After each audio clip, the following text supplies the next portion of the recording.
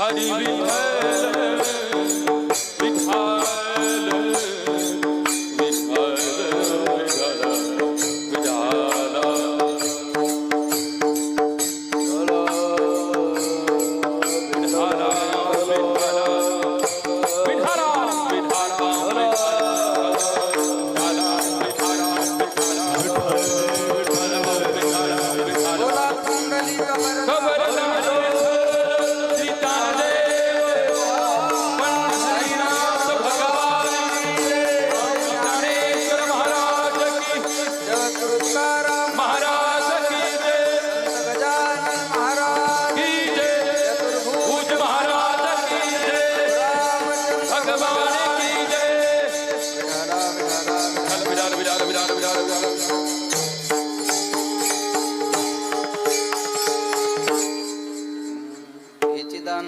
दिवा तुझा विसर न भावा.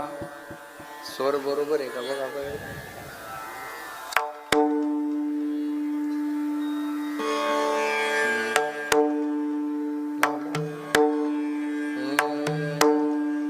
हिची दान दिगा दिवा तुझा विसर न भावा. गुण गायी नावडी हेची माझी सर्व. नलगी मुक्ती धन संपदा किंवा नलगी मुक्ती आणि संपदा संत संग देई सदा. गुण गायी नावडी हेची माझी सर्व जोडी. तुका म्हणे गर्भवासी सुखी घालावे आम्हासी. गुण गायी नावडी हेची माझी सर्व जोडी. समचरण सरोजम सांदनीलांबुदाभम जगननेत पाणिं मंडनं मंडनानां. तरुण तुलसीमालां कंदरं कंजनेत्रं सदैधवलहासं विठ्ठलं चिंतयामि. पांडुरंगा करू प्रथम पांडुरंगा करू प्रथम दुसरे चरणासाची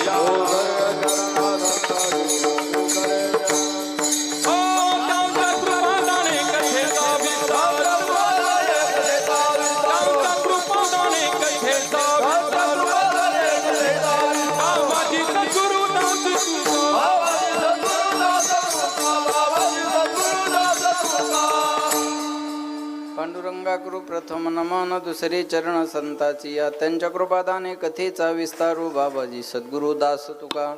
जयांचे केली स्मरण होय सकळ विद्यांच्या अधिकरण. तेची वंदू श्री चरण श्री गुरुचे ते नमस्कारून आता. हेची दान देगा देवा तुझा विसर न व्हावा. गुण गायी नावडी हेची माझी सर्व जोडी. प्रस्तुत प्राप्त प्रसंगी प्राप्तस्थळी चिंतन रूपी सेवे करता निवडलेला अभंग. याचे यावत भूतलावर जन्माला आलेल्या जडजीवाचा उद्धार करण्याकरिता आपला देह अखंड जिजीवणारी वितराग संपन्न पंचमीत निर्माते महाराष्ट्र भूषण देवनिवासी जगद्गुरु जगदवंदनीय सकल कंठभूषी ज्ञानेश्वरी जगद्गुरु तुकोबाराय यांचा उत्कृष्ट असा चार चरणाचा भगवान पंढरीश परमात्म्याकडे मागणी करणारा अभंग सेवेकरता निवडलेला आहे. या अभंगावर यथामती यथावकाश जशी जमेल अशा प्रकारे आपल्या नियोजित वेळेमध्ये सेवा करण्याचा प्रयत्न करूयात. सेवेपूर्वी परिहार द्यायचा तो म्हणजे असा पुण्यभूमी पावन क्षेत्र वडाळी देशमुख हे आपल्या गावामध्ये संत चतुर्भुज महाराज यांच्या सुवर्ण महोत्सवी पुण्यतिथीच्या निमित्तानं सुरू असणारा हा उत्सव आणि या उत्सवातील ही आजची कीर्तनाची सेवा हरिभक्तपरायण भागवताचार्य आमचे पंकज महाराजांनी फोनवरून निमंत्रण दिलं. मागच्याही वर्षी फोन आला होता पण माझ्या तारखेमुळं मला शक्य झालं नाही. पण यावर्षी तुमच्या सर्वांच्या दर्शनाचा सुयोग या ठिकाणी आलेला आहे आणि महाराजांच्याच मुखातून आपण कथा श्रवण करत आहात. महाराजांना धन्यवाद देतो.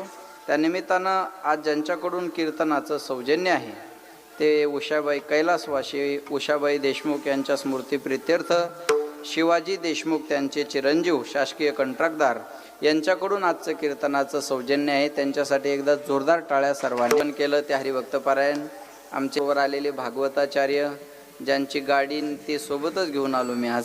लक्षात देऊन ऐका. हरिभक्तपरायण भागवताचार्य आमचे गोपालजी महाराज सरकटे पाटील महाराजही उपस्थित आहेत. जवळपास 10 ते 11 संस्थेचे महाराज मंडळी आहे. मला सगळ्यांचे नाव माहिती नाही पण मस्तक हे पायावरी या वारकरी संतांच्या सर्वांच्या चरणी विनम्र अभिवादन. मृदंगाचार्य महाराष्ट्रातील नामवंत मृदंगवादक आणि माझे जिवलग मित्र हरिभक्तपरायण पांचाळ महाराज गुरुजी या उपस्थित आहेत. गुरुजीसाठी एकदा टाळ्या सर्वांनी वाजवा आहे का नाही. त्यांना धन्यवाद देतो. प्रमाणाचा बादशाह येथं लिहिलंय ते म्हणायलो आम्हाला काही माहीत नाही. प्रमाणाचा बादशाह या ठिकाणी ते म्हणल्यापेक्षा महाराष्ट्रातील दिग्गज महाराजांना ज्यांनी अनेक वर्ष साथ केली, ज्यांचं कीर्तन इथं झालं ढोकबाबांचं, त्यांच्या अनेक वर्ष साथीला सोबतीला जे होते ते आमचे हरिभक्त परायण आमचे रोहिदास दादा तेही या ठिकाणी उपस्थित आहेत. आमच्या जिल्ह्याचं भूषण, आपला जिल्हा आपली बातमी आहे का नाही, आमच्या हिंगोली जिल्ह्याचं वैभव हरिभक्त परायण पण सध्या आळंदीकर आहेत. आमचे विठ्ठलजी महाराज जाधव गुरुजी तेही उपस्थित आहेत. बाबांचं नाव काय? रतन बाबा. वा, रतन बाबा आहेत, आनंद महाराज आहेत, आदी करून सगळीच महाराज मंडळी आहे. सर्वांना धन्यवाद. आपल्या गावचे काय नाव महाराज? पवन महाराज का? पवन महाराज आहेत.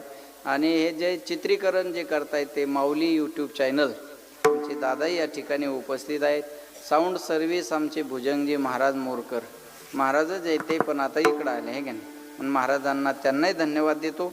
उपस्थित सर्व श्रोते मंडळी सर्वांना धन्यवाद. बाहेरगाववरून काही अकोली जहागीर आहे ना, आताच काही दिवसापूर्वी ज्यांच्याकडे कीर्तन केलं ते आमचे दिलीप दादा राठी आणि त्यांची सहकारी मंडळी गावकरी मंडळी तेही उपस्थित आहेत. आणि तुम्ही सर्व श्रोते मंडळी सर्वांना धन्यवाद. मस्तक हे पायावरी या वारकरी संतांच्या सर्वांच्या चरणी विनम्र अभिवादन आणि सेवेला सुरुवात. विठ्ठला विठ्ठला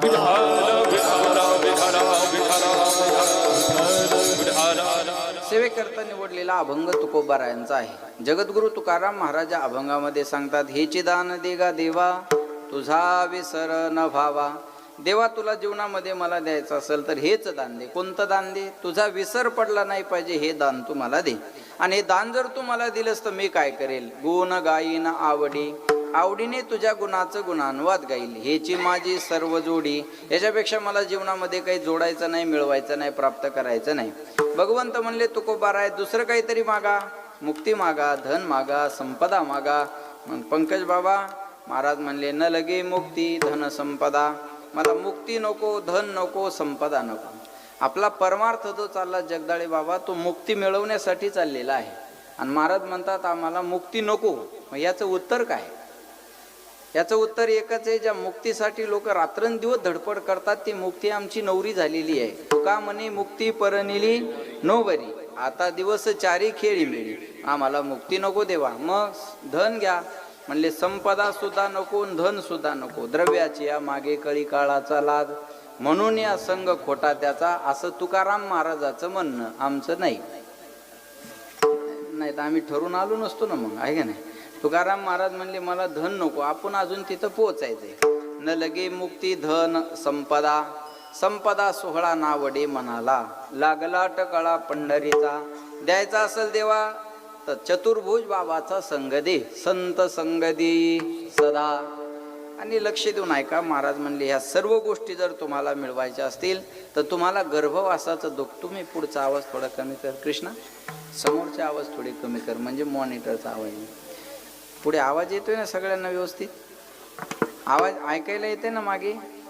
हा, ऐकायला येतं का मागे? नाही, मग हे कसं काय आलं? याच्यात बी पॉइंट आहे ना. हा सगळं थोडं कमी येत आहे असं म्हणा ना. हा, थोडा आवाज वाढ. विठाला विठाला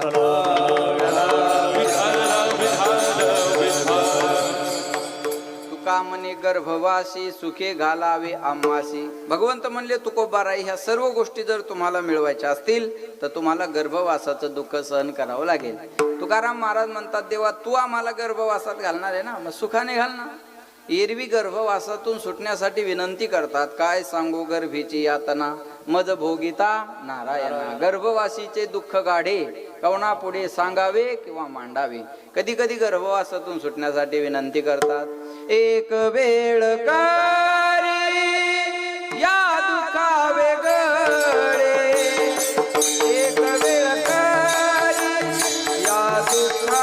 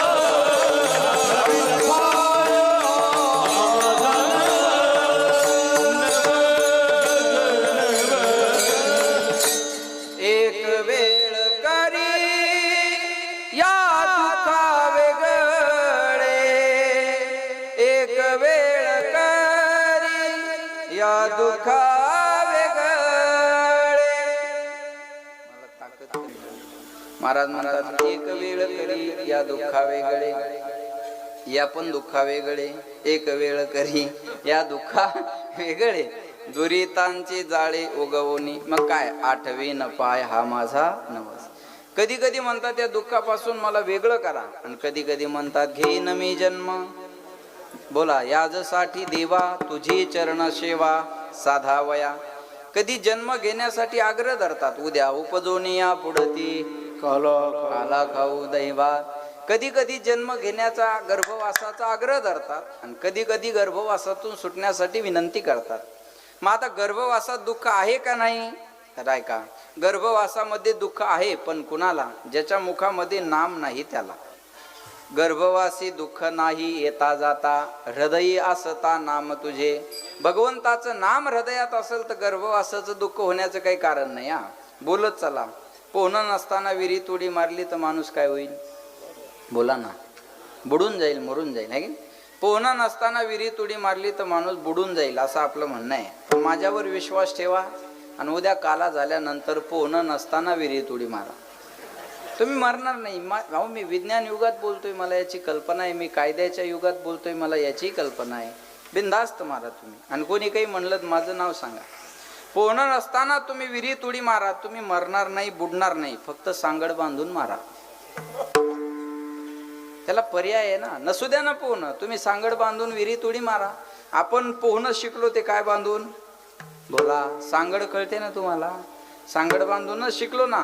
तसं गर्भवासात उडी मारा, पण सांगड बांधून मारा. सांगड बांधारे बांधारे भक्तीची नारायण नामा. नामाची सांगड बांधून गर्भवासात आहे, ते गर्भवासाचं दुःख होण्याचं काही कारण नाही. आणि देवा तू आम्हाला गर्भवासात घालणार आहे ना, मग सुखाने घाल ना. बोलत चला. एखाद्या माणसाला फाशीची शिक्षा झाली तर त्याला कोणी वाचू शकतं का? बोला, नाही. तुमच्या माहितीप्रमाणे त्याला कोणी वाचू शकत नाही, पण कायद्याच्या नियमाप्रमाणे त्याला एक माणूस वाचू शकतो. त्याचं नाव आहे राष्ट्रपती. परवा शेगावला येऊन गेले वाटतं का? काल, बरोबर. हा, राष्ट्रपतीचा स्वतंत्र अधिकार आहे. एखाद्या माणसाची फाशी जरी रद्द करायची असेल तर राष्ट्रपतीच्या सिग्नेचरनं सहीनं रद्द होते. हा राष्ट्रपतीचा स्वतंत्र अधिकार आहे. तसं गर्भवासाचं दुःख थांबवता येत नाही देवा, पण अपवाद राष्ट्रपती आहे ना. तुझ्या सहीनं तेवढं दुःख तू थांबवू शकतो ना, मग तेवढं थांबव ना. असा एक अर्थ घ्या. किंवा दुसरा एक अर्थ असा घ्या, देवा आम्ही जे चाललेलो आहे तो आमच्या कामासाठी नाही. अरे येतो जातो आम्ही देवाच्या सांगाती, तुझ्या कामासाठी चाललो तर पगार मिळायला पाहिजे. उदाहरण सांगतो म्हणजे कळेल. एखाद्या माणसाला आपण मारून टाकलं, खून केला, तर आपल्याला कशाची शिक्षा होईल? तुम्ही बोला, नाही तर द्यावी लागेल. हा, फाशीची शिक्षा होईल, बरोबर आहे. एखाद्या माणसाला मारून टाकण्याची सजा काय? फाशी. मग फाशी देण्यासाठी मशीन असतं का? माणूस ऐका, माणूस मारल्याची सजा नाना फाशी आहे. मग फाशी देणारा तर आठवड्याला माणसं मारतो, त्याला सरकारी पगार आहे, त्याला राहायला घर सरकारी आहे. बरं, तो माणसं मारतो तर जज हजर, वकील हजर, पोलीस प्रोटेक्शन मध्ये माणसं मारतो तो. अरे एका संविधानावर देश चालत असेल तर असा वेगळा न्याय का असावा? माणूस मारल्याची सजा फाशी आहे ना, मग त्यानं काय जनावर मारलं का? त्याला तुमच्या सरकारची यंत्रणा माणसं मारण्यासाठी, माणसं मारायची पगार आहे त्याला. अरे मग हे कसं काय? त्याने माणूस मारला त्याची इच्छा म्हणून नाही, सरकारची आज्ञा म्हणून. तसं आम्ही इथं आलो सरकारची आज्ञा म्हणून, त्याची पगार मिळायला पाहिजे. सजा मिळाल्यावर कोण करायला तयार आहे? माणसं मारायचं पाप बी घ्यायचं आणि सजा बी, अरे हे कोण करायला तयार आहे? त्याची पगार मिळायला पाहिजे. असा एक अर्थ घ्या. किंवा आणखी एक अर्थ सांगतो, पुढं जर मोठं सुख दिसत असेल तर छोटं दुःख माणूस आनंदानं सहन करायला तयार होत असतो. हा बोला माऊल्या, हो चोरी होणं चांगलं का वाईट? बोला ना, वाईट. चोरी होणं वाईट आहे. आता चोरी चांगली कशी असते तुमच्या पुढं आणून देतो.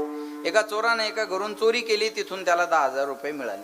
पहिलं घर फोडलं, 10,000 रुपये मिळाले. 10,000 त्याचं समाधान झालं नाही, म्हणून त्यानं दुसरं घर फोडायचा निर्णय घेतला आणि त्यानं दुसरं घर फोडलं. आणि दुसरं घर फोडताना त्याला 5,000 रुपये मिळाले. पहिल्या घरून किती मिळाले? 10, आणि दुसऱ्या घरून 5. पण ते दुसरं घर फोडताना त्या घरातल्या माणसाला जाग आली आणि या चोराला कळलं कोणीतरी जागं झालं. मग जेवढ्या लवकर पळता येईल तेवढ्या लवकर तिथून ते पळून गेलं. हा माणूस उठला, पाहतो तर काय, रात्रीच 5,000 रुपये मतदानाचे आणून ठेवले होते. आपले ते कष्टाचे. हे बघा, वयामानान माझ्या कुणाचे शब्द जातात, तुम्ही सांभाळून घ्या बरं का. रात्रीच 5,000 रुपये मोजून कपाटात ठेवले होते. चोरानं कपाट तोडलं, चोर घेऊन गेला, रडत बसला. आता काय करावं? तेवढ्यात एका गाठोड्याकडे लक्ष गेलं. कशाचं गाठोड आहे म्हणून पाहावं. झाला असं, त्यानं मागच्या घरून आणलेलं 10,000चं गाठोडं गडबडीत तिथं विसरलं आणि 5 घेऊन निघून गेला. आता चोरी होणं चांगलं का वाईट? बोला ना. गेले किती? 1000, 5 आणि मिळाले किती? फायदा कितीचा? रोज हो द्या ना. तुमच्या घरी नाही, माझ्या घरी. एका चोरी मागे जर 5,000चा फायदा असेल तर चांगली आहे ना. तसं मानलं तर गर्भवासाचं दुःख 9 महिने 9 दिवसाचं, पण आयुष्यभर जर तुझं भजन करायला मिळत असेल ना, मी सुखाने सहन करायला तयार आहे. सुखाने आम्हाला त्या गर्भवासात घाल देवा. तुका म्हणे गर्भवासी सुखी घालावे आम्हाशी, पण कशासाठी? गुण गायीन. का 2-2 सप्ते करण्यासाठी? विठाला विठाला गुण गायीन आवडी याची माझी सर्व जोडी. लक्षात ठेवा, आवडीने तुझ्या गुणाचं गुणानुवाद गाईल. महाराज म्हणतात, तुकाराम महाराज अभंगामध्ये जगाच्या मालकाकडं मागणी करतात. संप्रदायाच्या नियमाप्रमाणे आज मागणीपर अभंग असावा असा संप्रदायाचा एक अलिखित दंड आहे रतन बाबा. याला कुठं शास्त्राधार नाही बरं का. हाच अभंग घेतला पाहिजे. फक्त एक थोरा मोठ्यांची परंपरा आहे आणि आपण परंपरा जपणारी माणसं आहोत, म्हणून हा मागणीपर प्रकरणातला अभंग आहे. माझा पहिला प्रश्न हा आहे, आपण देवाकडे काही मागणं बरोबर आहे का? आपण देवाकडे काही मागावं म्हणजे देवाची सरळ सरळ चूक काढल्याप्रमाणे आपण देवाकडे काही मागावं म्हणजे देवाला आपल्याला काय द्यावं हे कळत नाही असा त्याचा अर्थ होतो. पण देवाला कळत नाही असं तर म्हणता येणार नाही. चतुरा तो शिरोमणी गुण लावण्याची खाली न सांगता तुम्हा कळो येते अंतर. विश्वे विश्वंभर परिहरती नलगे. विश्वे विश्वंभर परिहरती नलगे.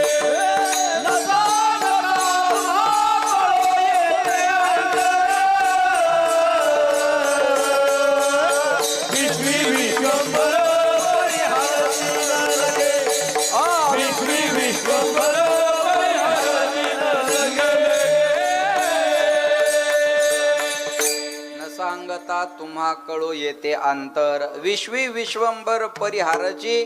काय परिहार द्यायचं काम नाही महाराज, परिहाराची न लगे. लक्षात येते का?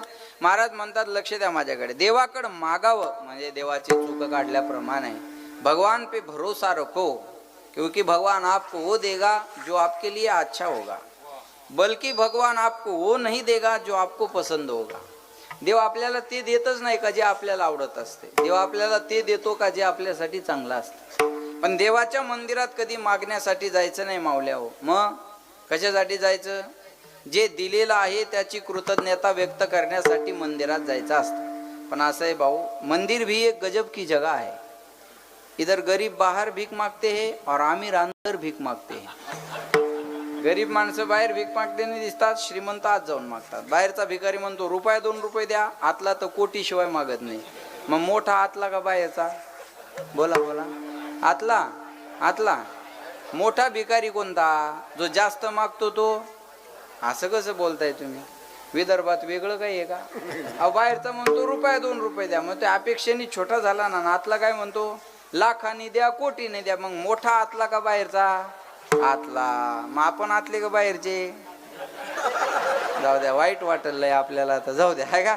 लक्षात ठेवा, देवाच्या मंदिरात कधी मागण्यासाठी जायचं नाही. जे दिलेलं आहे त्याची कृतज्ञता व्यक्त करण्यासाठी जायचं असतं. बरं, मागायच्या अगोदर समर्पण करावं लागत असतं. समर्पणाशिवाय मागण्याचा अधिकार मिळत नाही. काय समर्पण करायचं? वस्तू समर्पण, तत्व समर्पण, क्रिया समर्पण. पत्रम पुष्पम फलम तोयम यो मे भक्त्या प्रयश्यती तदहम भक्ती प्रहुत अश्नामी प्रयतात्मनः.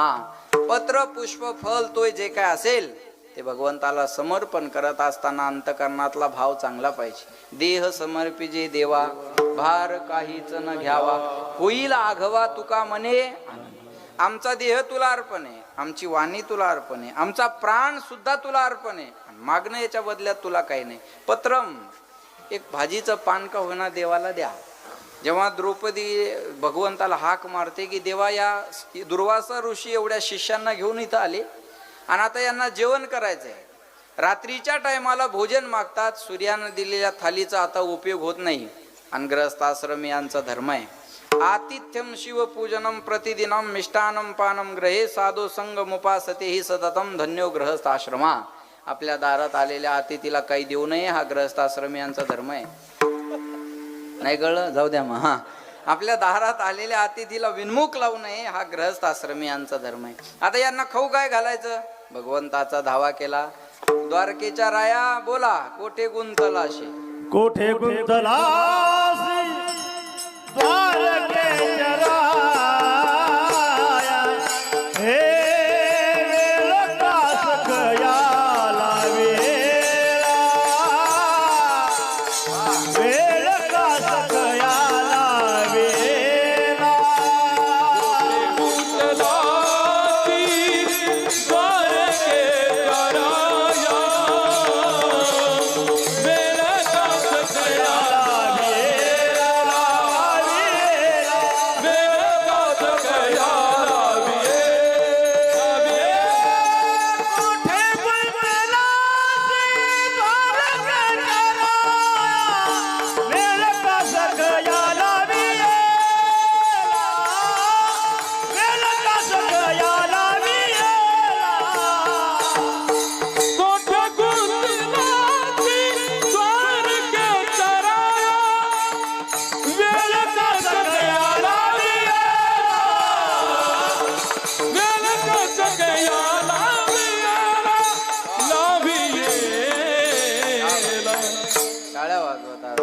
वा, कोठे गुंतला. शेवटचं केळ मागात पडलं. ते 2 एक्स्ट्रा झालं ना. हा, कोठे गुंतलाशी द्वारकेच्या राया, वेळ कास कया लावेला. लक्षात ठेवा, भगवंताचा दावा केला. भगवंत आले. आल्यानंतर द्रौपदीला म्हटले, एवढ्या रात्री मला कशाला बोलवलं? द्रौपदीनं घडलेला वृत्तांत सांगितला. भगवंत म्हणले, द्रौपदी, तुझा आवाज आल्यामुळं समोरचं ताट बाजूला घेऊन मी हजर झालो. मला भूक लागली, मला पहिल्यांदा खायला काहीतरी दे. द्रौपदी म्हणे, देवा, यांना जीव घालायला तुम्हाला हाक मारली, तुम्हाला आता खायला काय देऊ? हे असं झालं उघड्यापाशी. हा, रातभर. बरोबर आहे ना? अहो, यांनाच खाऊ घालायला काय नाही म्हणून तुम्हाला बोलवलं. भगवंत म्हणले, बाकीचं मला काही माहिती नाही, मला भूक लागली, मला पटकन काहीतरी खायला दे. एक भाजीचं पान चिकटलेलं होतं, तेवढं देवाला दिलं. हा, आणि तेवढ्या पानाच्या मोबदल्यात देवानी ढेकर दिला. काय दिवा घरी न मिळेची अन्न, मागे भाजी पान द्रौपदीशी. एक भाजीचं पान, याला म्हणायचं पत्रम. पुष्पम, फुल वाहा देवाला. पत्रम पुष्पम फलम, फळ वाहा तोयम. इच्छा, तुम्हाला जे जमेल ते देवासाठी. 1 लोटा जल, बस सब समस्या. 1 लोटा का होईना जल द्यावं लागेल ना. माझं बोलणं कळतंय का तुम्हाला? हे समर्पणच आहे. पाणी 1 लोटा नाहीच पाणी. आता पाण्याचं काय करायचं एवढं देवाला? एवढ्या पाण्याचं देवाला करायचं काय? त्याला काहीच घेणं नाही त्या पाण्याशी. तुम्ही आणता का नाही, समर्पण करता का नाही, याच्याशी घेणं नाही. नामदेवरायाने तेच सांगितलं, 1 पसा पाणी, एक पसा पाणी, एक बिल्वदल, पूजन केवळ सोपे बहु, पूजन केवळ सोपे बहु. एक पसा पाणी, एक बिल्वदल, पूजन केवळ सोपे बहु, पूजन केवळ सोपे बहु. 700 वर्षापूर्वी नामदेवरायानं सांगितलं. मिश्राजीनं आता 2-3 वर्ष झाले सांगितलं. पण नामदेवराय महाराष्ट्रातले आहे ना, त्याच्यामुळं वजन नाही पडलं. नाही कळलं? धन्यवाद. चला, महाराज म्हणतात, 1 पसा पाणी, 1 बिल्वदल, पूजन केवळ सोपे बहु. किती सोपं! भगवान शंकराची भक्ती फार सोपी आहे. 1 बेलाचं पान पिंडीवर वा, बाबा तेवढ्यानं प्रसन्न होतो. तेवढ्यानी प्रसन्न होतो. पण पान तरी द्यावं लागेल ना, पाणी तरी द्यावं लागेल. समर्पणाशिवाय अधिकार मिळत नाही. सुदामजी जेव्हा भगवंताला भेटायला येतात तेव्हा द्वारपाळाने अडवलं. सगळ्यांना कथाभाग माहिती आहे. द्वारपाळाने अडवल्यानंतर भगवंताला सुदामजी आपल्या हृदयाची हाक मारतात. आओ कन्हैया, आओ मुरारी, तेरे द्वार आया सुदामा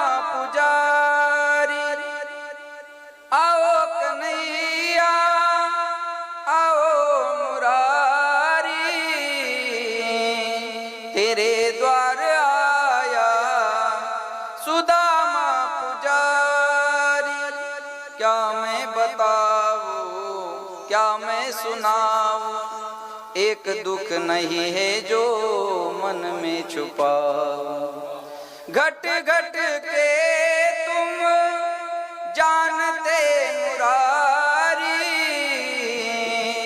तेरे द्वार आया सुदामा पुजारी।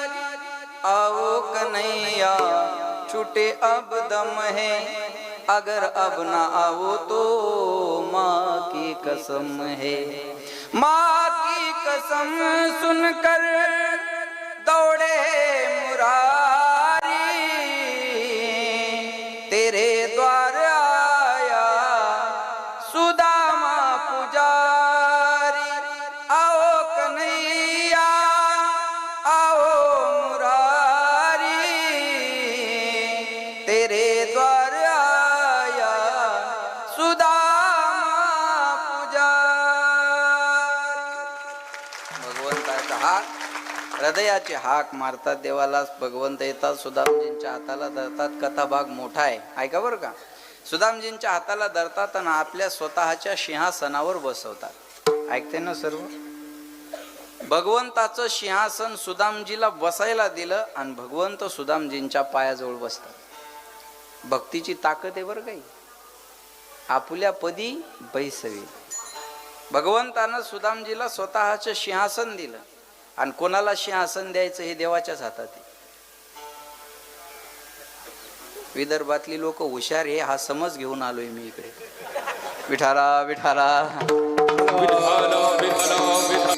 सिंहासन बी विदर्भातच आहे ना, हे कसं कळलं ना तुम्हाला? बरोबर आहे ना. कोणाला सिंहासन द्यायचं हे देवाच्या हातात आहे ना. सिंहासन की चिंता मत करो, सिंह बनके चलो, जहां बैठोगे वहां सिंहासन तयार होगा. नाही कळलं तरी वाजवा, चांगलं आहे. आपण बसाल तिथं आपल्यासाठी सिंह. नाना काय झालं तुम्हाला, असे नर्वस दिसता, आवाज कमी पडला का? नाही ना.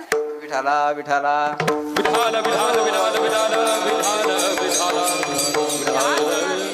भगवंताच्या हातात आहे कोणाला काय द्यायचं, कोणाला काय द्यायचं. आता तुम्हाला वाजवायला लावलं देवान, तुम्ही असे नाराज कोण व्हायला लागले?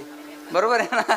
पण लक्ष देऊ नये का, भगवंताच्या हातामध्ये असतं, लक्षात ठेवा. भगवंत सुदामजी सिंहासनावर बसतात, भगवंत खाली बसतात आणि सुदामजींचे पाय आपल्या मांडीवर घेतात आणि रुक्मिणी मातेला सांगतात, जा सुदामजींचे पाय धुण्यासाठी तांब्या भरून पाणी आणि ताट घेऊन या.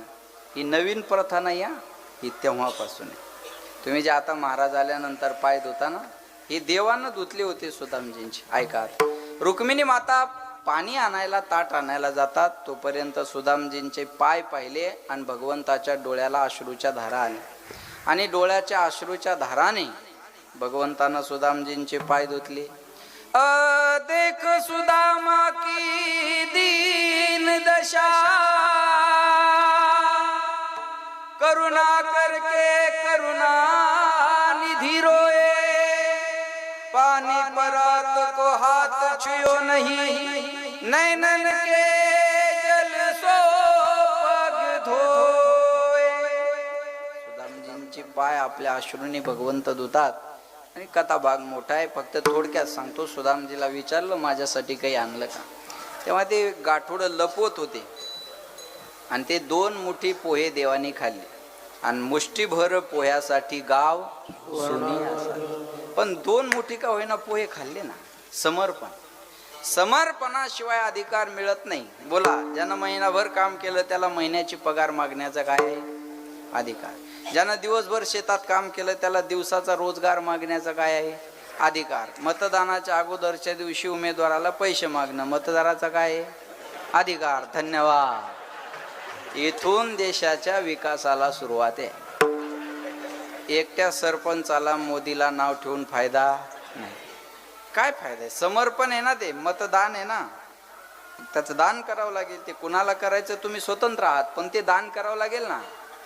मी विधानसभेला गावात मतदानाला गेलो नाना, आणि माझ्या समोर एक मतदान केंद्रात उभं होतं आणि ते बराच वेळ तिथं मशीन जवळ उभं राहिलं. त्याला म्हणलं, हो किती वेळ उभं राहता, करा ना मतदान. तो म्हणे, करायचंय हो, पण रात्री कुणी पाजली त्याचं नावच आठवणार म्हणे. लक्षात ठेवा, समर्पण करावं लागेल. समर्पणाशिवाय अधिकार मिळत नाही. महाराज साधू संतांच्या जीवनात सर्वस्वाचं समर्पण आहे. आणि मागणं काही नाही म्हणून मागण्याचे आस पाहे मुखाकडे चिंतिल्या रोकडे ठेवूनिया काही न मागती वा वा. न मागती ठेवूनिया काही न मागती ठेवून या काही नमागते ठेवून या काही हे तुका म्हणे जीव भाव देवा पायी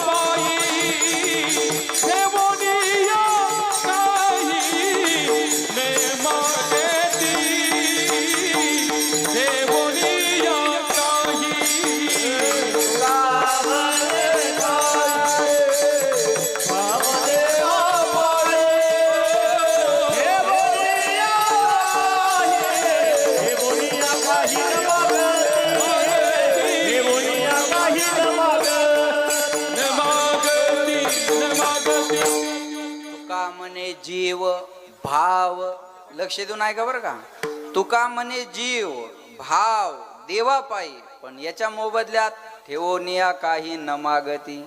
महाराज म्हणतात जीव पण अर्पण आणि भाव पण अर्पण आणि याच्या मोबदल्यात मागणं काहीच नाही.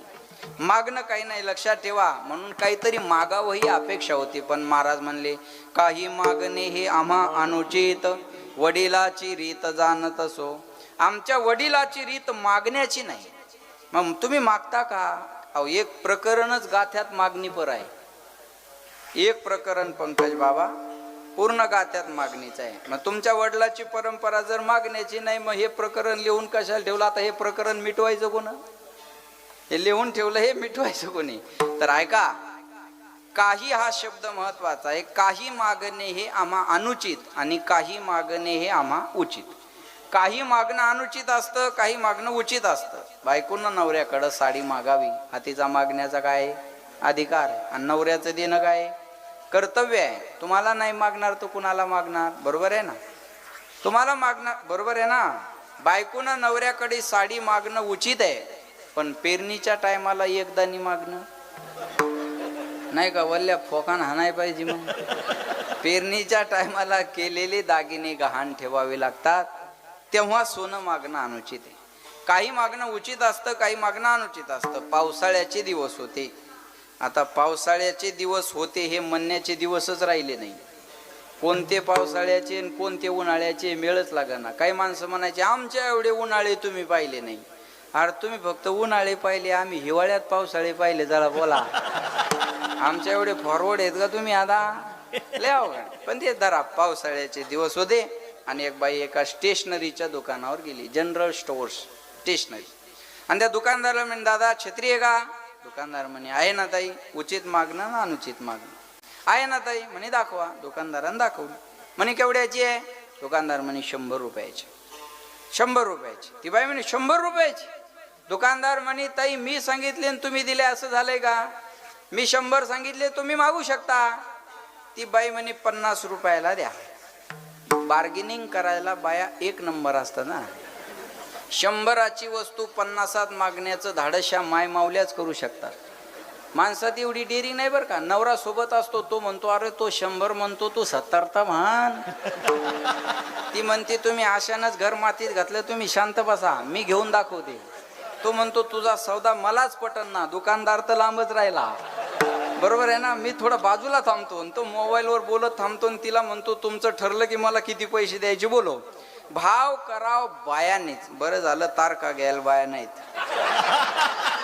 नाही तर महाराज डिझेलवरच मेला असता. तिला जर म्हणलं असतं ताई मला लांबून यायचंय बाबा येतानी तर रस्ता उतारच आहे जातानी तुम्हाला तेल पण लागणार नाही. का असे करताय? बरोबर आहे ना? ते बरं झालं हे पंकज महाराज नानासारखी माणसं आहे म्हणून टेन्शन नाही. बरोबर आहे? ते बार्गेनिंग करावं बायाने. ते म्हणे 50 रुपयाला द्या. दुकानदार म्हणे ताई 100 रुपयाची छत्री 50 रुपयाला मागता हे मागणं उचित आहे का? एक काम करा ज्या भावात मला आली त्या भावात घेऊन जा. 80 रुपयाला मला आली 80 रुपये द्या. 20 रुपये कमवायचे होते ते राहू द्या. आता तुम्ही जवळचे असल्यामुळं 20 रुपये सोडून देतो पण 80 रुपये द्या आणि घेऊन जा. ती म्हणे आता 40ला द्या. ती निम्म्यावरच यायची 40ला द्या. दुकानदार म्हणे ताई सकाळी सकाळी आलात आलेल्या भावात द्यायला तयार झालो. सकाळी सकाळी असा नाट लावून जाऊ नका. एक काम करा, आता थोडी जळ मी खातो, थोडी जळ तुम्ही खा. आता माझे 80 राहू द्या आणि तुमचे 40 राहू द्या. पहिल्यांदा जो शब्द टाकला ते 50 द्या, घेऊन जा. ती म्हणे आता 25ला द्या. लास्ट आणि बेस्ट 25ला द्या. दुकानदाराला राग आला, म्हणे मग ताई 25 तरी कशाला देता, फुकटच न्या ना. मग 2 द्या म्हणे. हे महत्वाचं आहे पुढचं. आता हे मागणं उचित आहे का? नाही, हे मागणं अनुचित आहे. काही मागणं उचित असतं, काही मागणं अनुचित असतं. एका वाक्यात सांगतो उचित काय आणि अनुचित काय. देवाकडे जाऊन देव सोडून सर्व काही मागणं म्हणजे अनुचित मागणं, आणि देवाकडे जाऊन देवाला मागणं म्हणजे उचित मागणं. तो मज व्हावा, तो मज व्हावा, वेळोवेळा व्हावा पांडुरंग. बस. गवळणीला सांगितलं, अरे तो कृष्ण तुमच्यावर प्रेम करत नाही, तुम्ही त्याच्यावर एवढं प्रेम करता, आम्हाला काही माहित नाही. अगं तुमच्याबद्दल कधी तो चांगलं बोलत नाही, आम्हाला त्याच्याशी घेण देण नाही. अगं चोऱ्या करतो तो, वानाला चांगला नाही, गुणाला चांगला नाही, तुम्ही त्याच्यावर एवढं समर्पण का करता, बाकीचं आम्हाला काही माहित नाही, पण तो मज व्हावा, तो मज. बस, समर्पण महत्वाचं आहे. देवाकडे जाऊन देवाला मागणं याला म्हणतात उचित मागणं. देवा आता आम्हाला उचित अनुचित कळत नाही, पण तू देव आहे ना, मग एक काम कर, करोनी उचित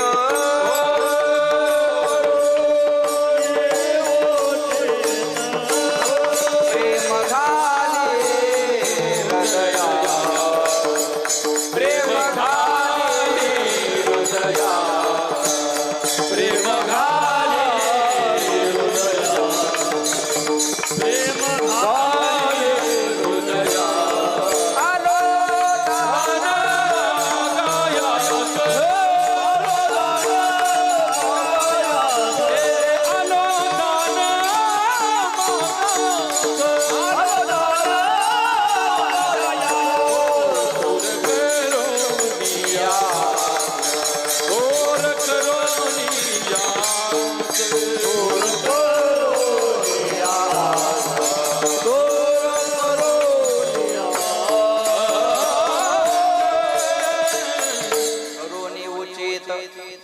तुला कळतं तू देव आहे ना, मग आमच्यासाठी उचित असेल ते घर. करोनी उचित प्रेम घाली हृदयात, आलो दान मागा यास, थोर करोनी आस. उचित ते करा, भाव जाणोनी करा. बर नाही आमच्या अंतकरणात भाव, असो नसो भाव आलो तुझी आठ. आलोय ना तुझ्या दारात, आमची नाटकी भक्ती असू दे, चल तरी सुटे आम्हाला. काय म्हणतात, याचं देखाव्यासाठी चाललं, असू द्या ना. असो नसो भाव आलो तुझी आठ. कृपा दृष्टी पाये मजगड पंढरी राया, तुझे दास्य करू अनेका मागो खावया. दिग्ग झाले जिने माझे पंढरी राया. तुझं दास्यत्व करतोय ना, मग नाही आम्हा चिंता वस्त्राया पोटाची.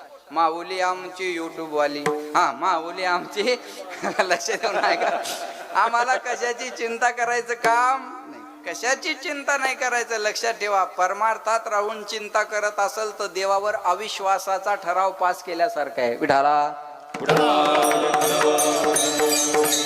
तुझी चिंता त्याची सर्व आहे, तुझी चिंता त्याची सर्व आहे.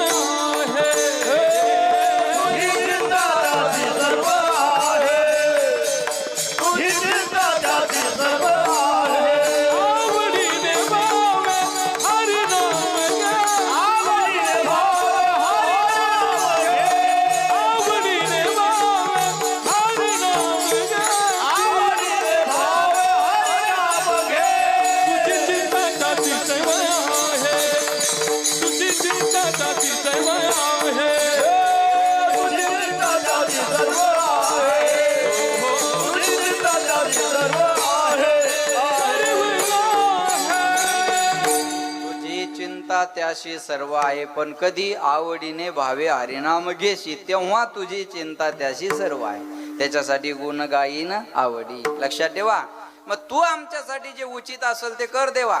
आता बराच वेळ झाली, अर्धा तास पाऊण तास झालाय, तू मागा मागा मागा मागा म्हणतोय ना.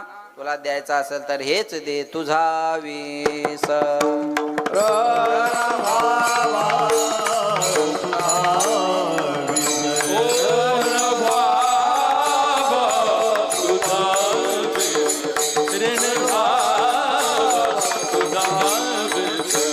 हे चिदान देगा देवा हे चिदान देगा देवा हे चिदान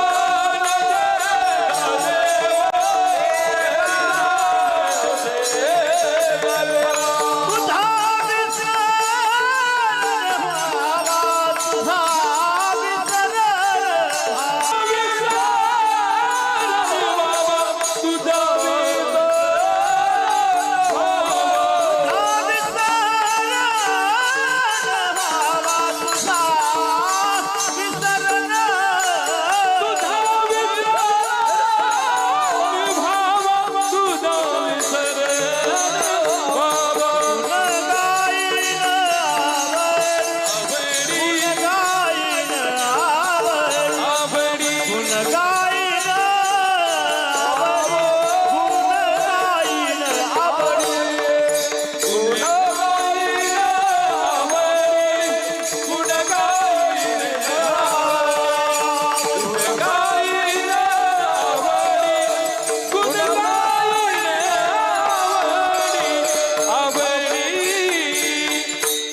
दान देगा देवा देवा तुला मला द्यायचं असेल तर हेच दान दे. काय तिथंच प्रश्न आहे तिथंच उत्तर आहे. काय देऊ? तुझा विसर न व्हावा हेची दान देगा देवा.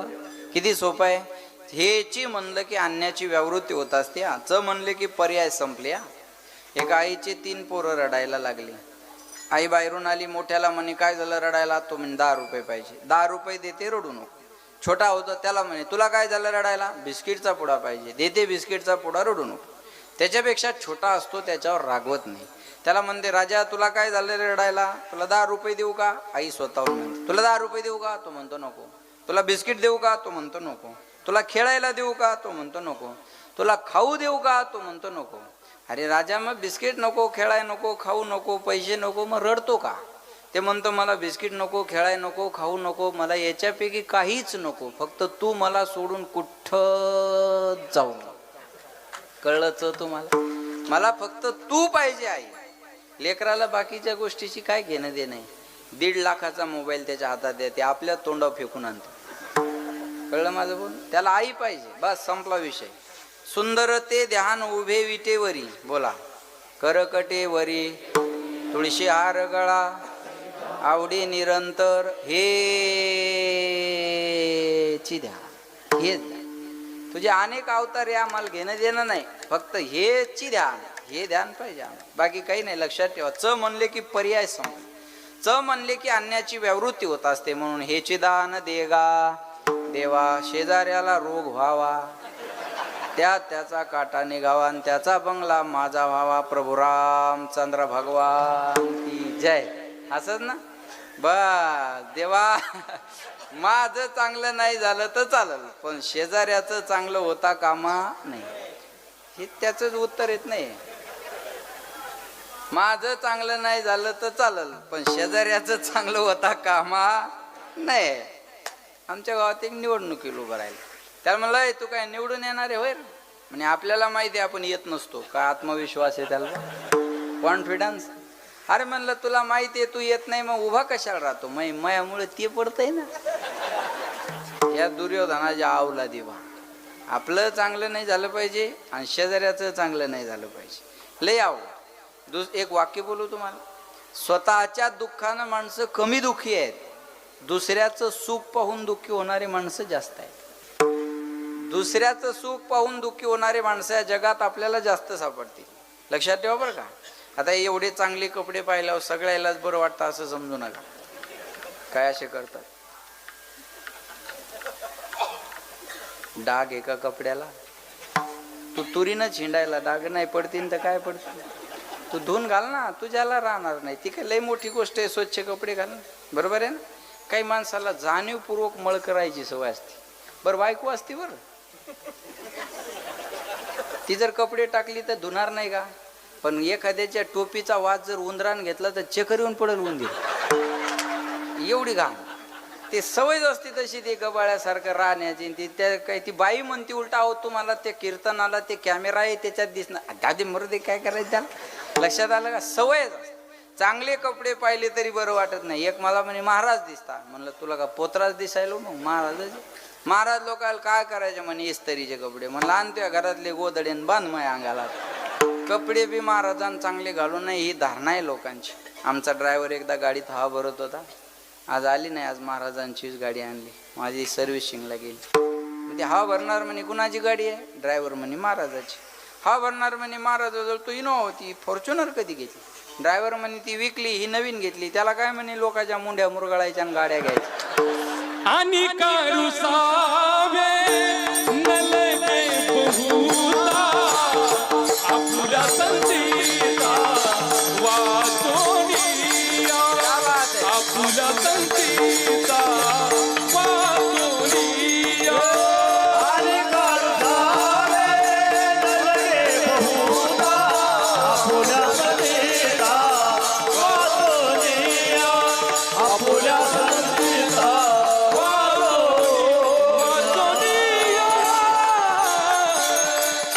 नाही आठवलं मला हे प्रमाण. माझं संचित बरोबर आहे ना, टाळ्या वाजवा त्यांच्यासाठी. आणि का रुसावे नलगे बहुता. अरे आपल्या संचिताला भांडा ना, दुसऱ्याला भांडून काय करत? कशाची कॉफी करता येईल, नशिबाची कॉफी होत नाही. लक्षात आलं माझं बोल? सगळ्या गोष्टीची. आता नानासारखे हिटो हिट वाजवणारे तयार आहेत, प्रति ढोक बाबा बी तयार आहेत, पण ते प्रतीच आहेत ना. नाही कळलं का तुम्हाला माझं बोलणं?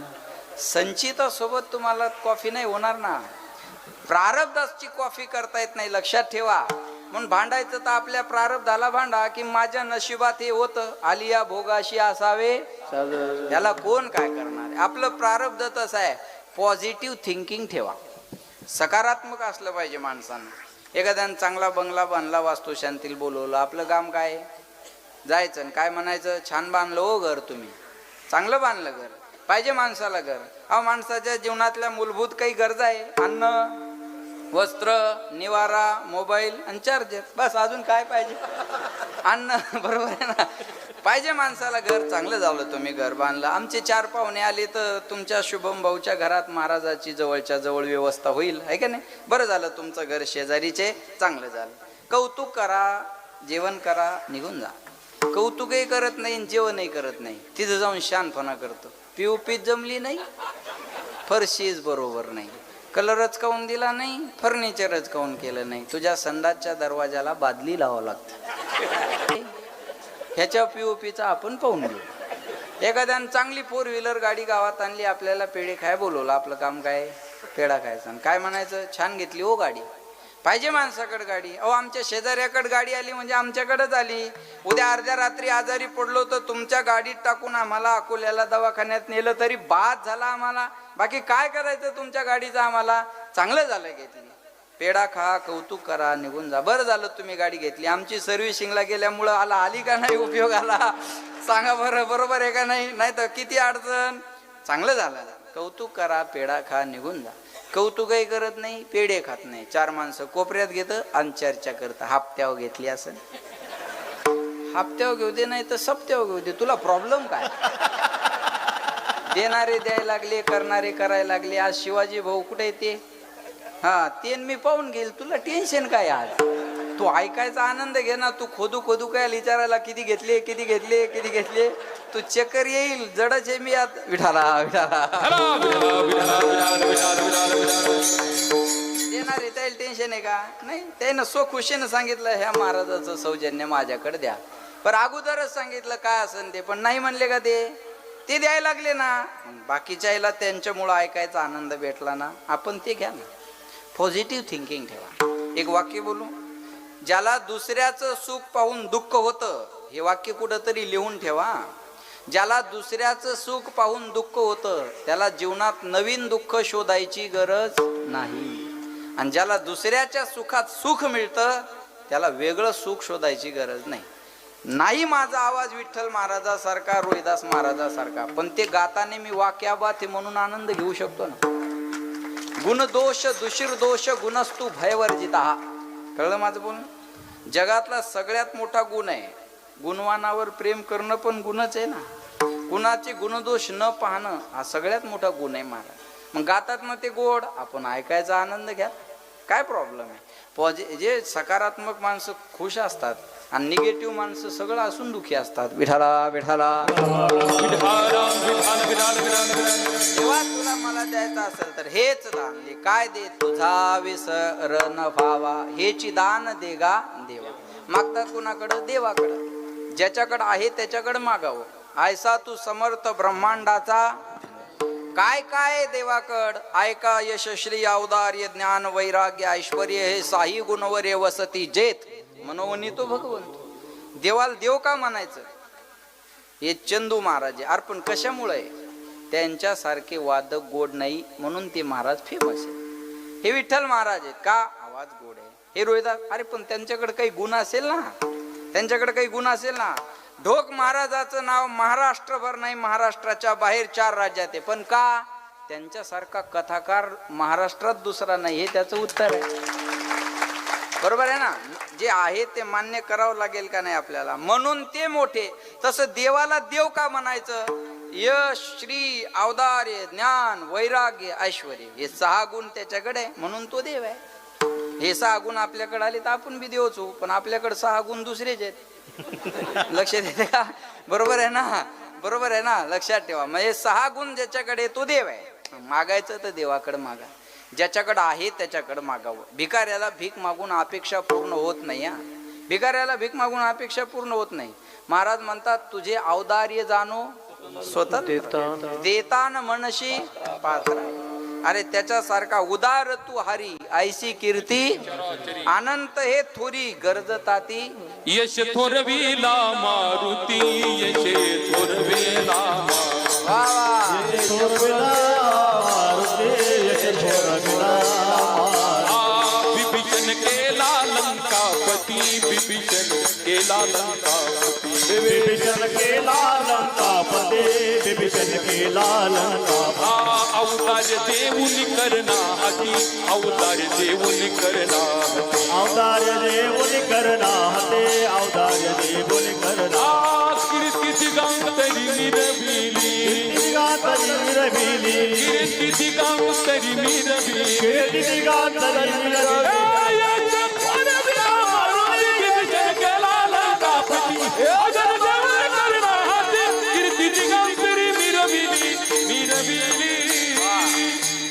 हनुमंतरायाकडे यश नावाचा गुण दिला. येशे थोरविला मारुती. आणि विभीषण केला घेतली भगवंताने पण दिली कुणाला? आता 5 सीटावाला म्हणतो उपमुख्यमंत्री करा मला. मिळवलं त्यांनी आणि दिलं कुणाला? विभीषणाला. विभीषण केला लंकापती. औदार्य दिलं कुणाला? कर्णाला. कर्णाच्या हातात देवाचा एकेकाकडे देऊन टाकला बरं का. आणि मागायचं तर तुम्ही त्याच्याकडे मागा ना. कोणाकडेही मागून अपेक्षा पूर्ण होत नाही. कोणी भज्याच्या दुकानात गेला आणि म्हणला मला UPSC ची तयारी करायची, तुकाराम दाजवती डिक्शनरी द्या, मिळेल का? नाही मिळणार. कोणी चप्पलच्या दुकानात गेला आणि म्हणला मला पावशेर पेढे द्या, चप्पलनी हाणेल दुकानदार. बरोबर आहे ना. धोत्राच्या दुकानात घेऊन पॅन्ट शर्ट मागायला. बरोबर आहे ना. अरे तू लिहिलं नाही का वारकरी पोशाखाचं दुकान आहे. बरोबर आहे ना. कुठं काय मागावं हे कळलं पाहिजे ना. कुणाकडं काय मागावं कुठं काय मागावं हे कळणं महत्वाचं आहे. मग मागायचं तर देवाकडं मागा. देवाकडं मागितलं की अपेक्षा भंग होत नाही. कारण तो देऊ शकतो. मी उदाहरण सांगतो म्हणजे कळेल. एक हनुमंतरायाचा भक्त होता. तुम्ही प्रमाण म्हणलं तर आठवला. आता एक हनुमंतरायाचा भक्त होता. एवढा एकनिष्ठ भक्त विठ्ठल बाबा. वार कोणता जरी असला तर अभंग शनिवारचीच म्हणायचा. एवढा एकनिष्ठ भक्त होता. आणि एवढा एकनिष्ठ भक्त असल्यामुळे हनुमंतराय त्याच्या भक्तीवर प्रसन्न झाले. आणि हनुमंतराय म्हणले माग तुला काय मागायचं. तो म्हणे देवा तुम्ही सोडून माझ्या या जगात दुसरं कोणी नाही. माझं काय सुख दुःख असेल तर मी फक्त तुम्हाला सांगू शकतो. दुःख मांडण्यासाठी या जगात मला दुसरी जागा सुद्धा नाही. हनुमंतराय म्हणले वेड्या तुला काय दुःख आहे मला सांग ना. नासे रोग हरे सब पीरा जपत निरंतर हनुमत बीरा. काय पाहिजे तुला मला सांग. ज्ञान पाहिजे. जय हनुमान ज्ञान गुण सागर आहे ते मनोजवम बुद्धिमताम वरिष्ठम वातात्मजम वानरायुत्थ मुख्यम श्रीराम दूतम शरणम प्रपद्ये. काय पाहिजे? भूत लागलं का तुझ्या माग? भूत पिशाच निकट नाही आवे महावीर जब नाम सुनावे. कोणती समस्या आहे सांग. सगळं काही जीवनात चांगलं आहे म्हणे देवा. एक समस्या माझ्या जीवनात आहे म्हणे काय? माझं लग्न तेवढं होत नाही, तेवढं तुम्ही करून द्या. आणि या दुःखानं बरेचसे भक्त दुःखी आहेत सध्या, बरोबर आहे ना. या दुःखानं बरेचसे भक्त दुःखी आहेत. पहिल्यानं असं म्हणायचे चांगली बायको मिळायला काय लागतं? नशीब, भाग्य लागतं. हे इथून मागं होता. चांगली बायको मिळायला भाग्य लागतं, हे इथून मागे होतं. आता बायको मिळायलाच भाग्य लागतं. एका पोराला म्हणलं तुला लग्नासाठी पोरगी कशी पाहिजे? म्हणे फक्त जिवंत. बस, आपली अपेक्षाच राहिली नाही म्हणे आता अशी पाहिजे तशी पाहिजे. लक्षात ठेवा. ते म्हणे माझं लग्न तेवढं होत नाही, तेवढं तुम्ही करून द्या. हनुमंतराय म्हणले पागल, चुकीच्या दुकानात आलास. अरे मी या भानगडीत कधी पडलोच नाही रे.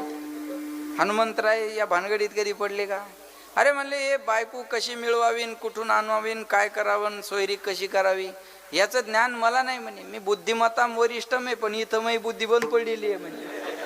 बरोबर आहे ना. इथं काय आपली, आणि इथं बुद्धी बंदच पडती माणसाची, बरोबर. इथं काय मला जमत नाही म्हणले. हे बघ म्हणे चुकीच्या दुकानात आलास.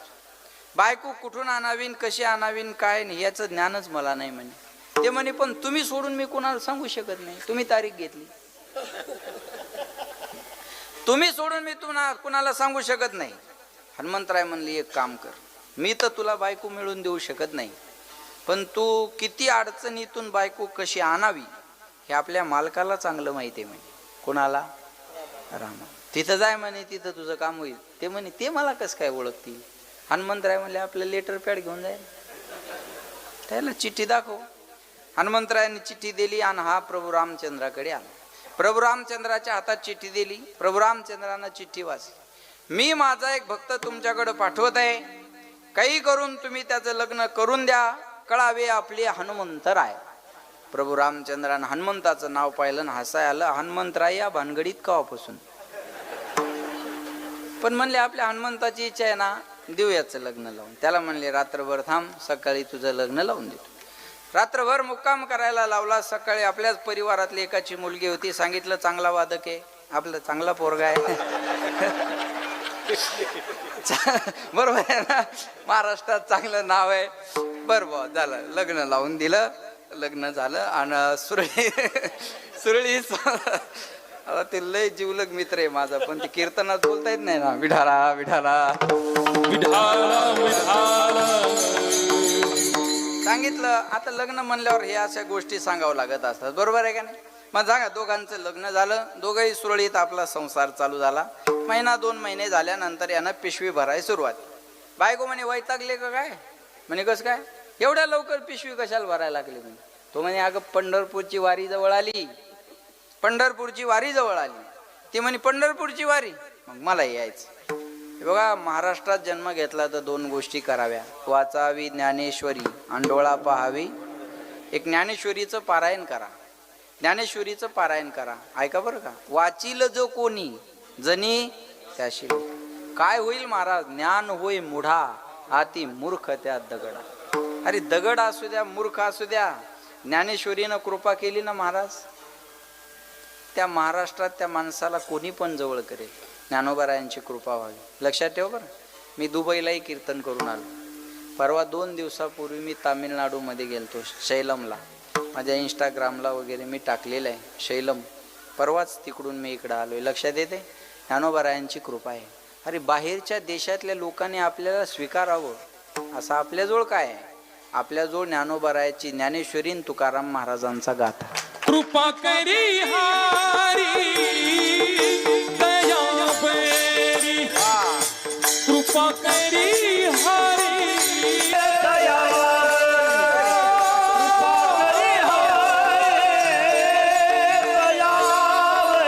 भाव धरोनिया वाचे ज्ञानेश्वरी, भाव धरोनिया वाचे ज्ञानेश्वरी, कृपा करी कृपा करी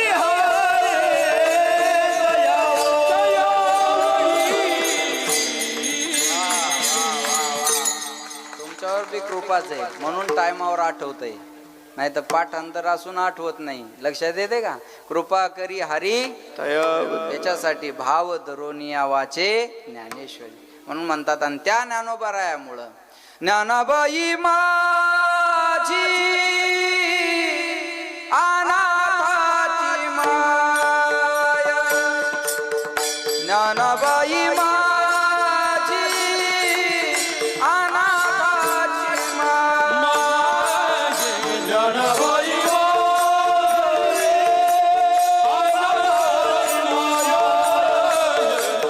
ज्ञानाबाई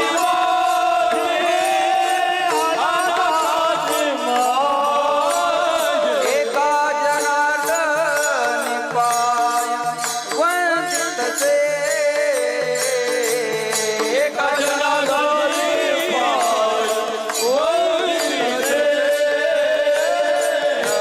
पायाती कुळाचा विचार न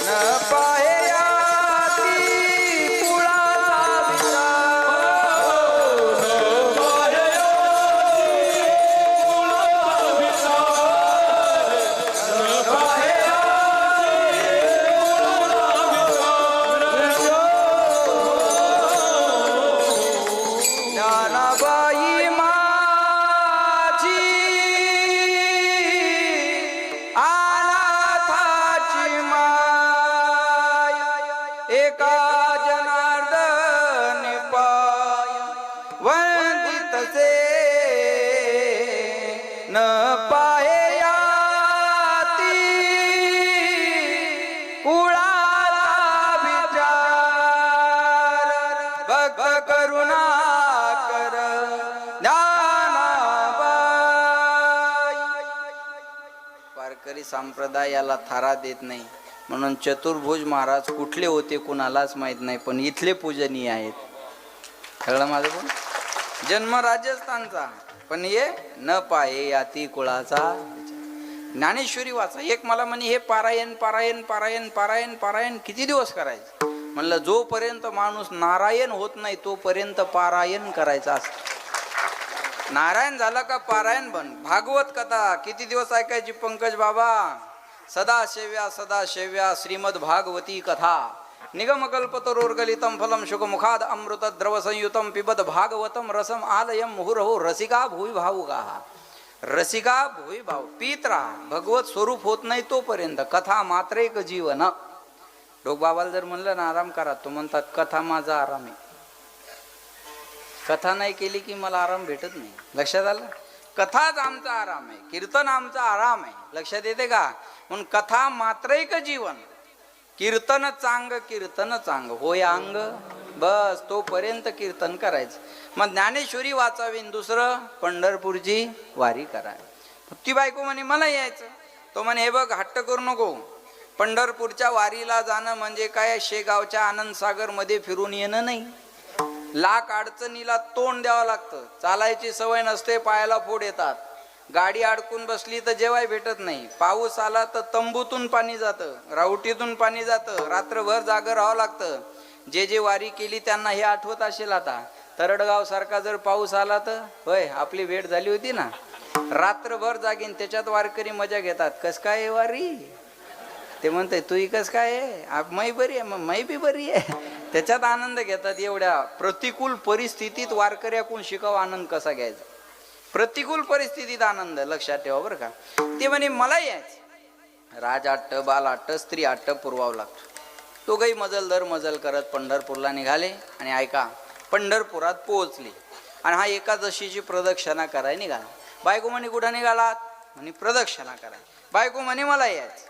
तो म्हणे हट्ट करू नको. आता रस्त्याने चुकलं उकलं तर दिंडी नंबर सांगून त्या दिंडीत जाता येत होतं, पण आता पंढरीत जर चुकली तर पंढरीच आठवते. कळलं तुम्हाला माझं बोलणं? पंढरीत चुकलं की पंढरीच आठवते माणसाला. ती म्हणे मी तुमच्या हाताला धरते पण मला येऊ द्या. 15 दिवस वारी केली प्रदक्षिणा केली नाही. फायदा आहे काही? नामा म्हणे प्रदक्षिणा त्याच्या पुण्याना ही गणना. मला येऊ द्या. आणि असंच असतं बघा. मी म्हणे हाताला धरते ना तुमच्या, मला येऊ द्या ना. एखादी बाई पंढरपूरला जर नवीन बाईला चल म्हणली तर ती जुनी बाई काय म्हणते? नवीन बाई त्या जुन्या बाईला म्हणते. माय मी तर ऐकलं म्हणे गर्दी असते. ती नवीन जाणारी काय म्हणते? गर्दी असते. ही जुनी जाणारी म्हणते मग तू माझ्या सोबत चल की तुला काय करायचं. ही नवीन बाई म्हणते मी तुमच्या पदराला धरून चालन तर येते. आणि ती जुनी बाई जी असते दरवर्षीची ती म्हणते चल पदराला दर्पण चल. आणि ती पदराला धरूनच चालत राहते बरं का, गर्दी असो नसो. आणि गर्दीच असते ना, पाऊस यायला कापडा अंगावर घ्यावा लागतात आणि ते सगळे एकाच कलरचे असतात. ती जुनी बाई पटकन काढती, अंगावर घेते, निघून जाते. ही तशाच कापडाला धरून दिवसभर चालती. आणि पाऊस उघड्यावर ती बाई कापड काढते. ही म्हणते आमची माणसं कुठे, आम्हाला काही नाही तुमची माणसं. असंच कापड होतं. समेंद्रिय सगळे कापडच असे येतो, अशी कोण करायला लागली. ते लय मजा येते दिंडीत बघा. ती म्हणे मी हाताला धरते पण येऊ द्या. हाताला धरलं, दोघंही निघाले प्रदक्षिणा करायला. पुंडलिक रायाच्या मंदिराजवळ आले. पुंडलिक रायाच्या मंदिराजवळ किती गर्दी असते, ज्यांना प्रदक्षिणा केली त्याला माहिती. जिकडं जायचं तिकडं फक्त तोंड करून उभं राहायचं, आपोआप ढकलत नेतात लोक, आपोआप ढकलत नेतात. आणि हे दोघांनी हात धरून चाललेली एक दिंडी आली नेमकं या दोघांच्या मध्ये. हात सुटला, बायको एकीकड, नवरा एकीकड. आता वारकऱ्याचा असं आहे, दिंडी पास होईपर्यंत कुणाला घुसू देत नाही. आता ही दिंडी पास होईपर्यंत ती लांब पास झाली. नाही कळलं का तुम्हाला? ती काही दिशेनाशी झाली. आता यानं दिवसभर बायकोचा शोध घेतला, बायको काही सापडाना. पहिलीच एवढ्या अडचणीतून मिळवली आणि गर्दीत हरवली. आता किती ताण. या गर्दीत हरवली, स्वतःला शिव्या द्यायला लागला. देवानं मला बायको दिली, मला सांभाळता आली नाही. काय माझ्या जगण्याला अर्थ आहे? देवानं मला बायको दिली, मला सांभाळता आली नाही. काय माझ्या जगण्याला अर्थ आहे? दिवसभर शोध घेतला, बायको सापडली नाही. आशा सोडली, आता सापडत नाही. थकला भागला आणि एका मंदिरात आश्रयासाठी जाऊन बसला. ज्या मंदिरात बसला ते निघलं रामाचंच. म्हणजे यार बरं झालं ज्यानं सोयरी केली, त्याच्या दारात बैठक मांडू. आता हे असं कसं काय झालं? असंच आहे ना. त्याच्यामुळं सोयरिकीत पडायची बंद झाली लोक आता. बरोबर आहे ना. चांगलं झाल्यावर कोणी येत नाही, वाईट झाले की म्हणतात तुम्ही केलं, आहे का नाही. मग तसं हे भगवंताच्या दारात बसलं आणि तिथं प्रभू रामचंद्राचं देवाला हात जोडले. म्हणे देवा, बायको करून देऊन माझ्यावर खूप मोठा उपकार तुम्ही केला, पण एवढ्या गर्दीत माझी बायको मला सांभाळता आली नाही. जशी बायको करून देऊन माझ्यावर उपकार केला, एक उपकार आणखी करा. माझी हरपलेली बायको एकदा सापडून द्या, मी आयुष्यभर तुमच्या ऋणात राहील.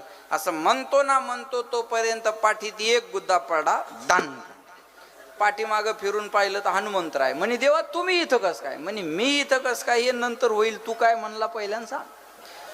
आणि मी यांना म्हणलो की यांनी मला जशी बायको करून दिली तशी माझी बायको या पंढरपुरात या गर्दीत हरवली. जशी बायको करून दिली तशी हरवलेली माझी मला एकदा सापडून द्या म्हणलो. हनुमंतराय म्हणले पागल, त्याची हरवलेली. कळलं तुम्हाला? त्याची हरवलेली मी शोधून आणली, तुझी हरवलेली ते काय शोधून देणार आहे? बायको करून देण्याचा कॉन्ट्रॅक्ट त्याच्याकडे होता, हरपलेली सापडून द्यायचा आपल्याकडे. आता फाईल इकडे येऊ दे तुझी. कळलं तुम्हाला? ज्याच्याकडं जी वस्तू आहे त्याच्याकडं ते मागावं. म्हणून तुझा हेची दान देगा देवा. मागतात कुणाला? देवाला. काय? तुझा विसर न व्हावा. विसरली तया थोर झाली हानी. पचतील खाणी 84च्या 83,99,999 योनीमध्ये देवाचा विसर पडल्यानंतर फिरावं लागत असतं.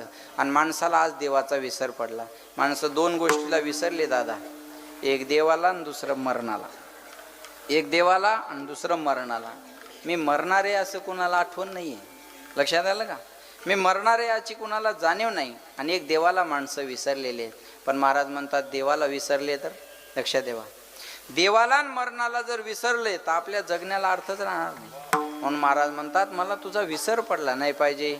तुझा विसर न व्हावा. देव धर्म सांदी पडिले सकळ, विषयी गोंधळ गाजतच.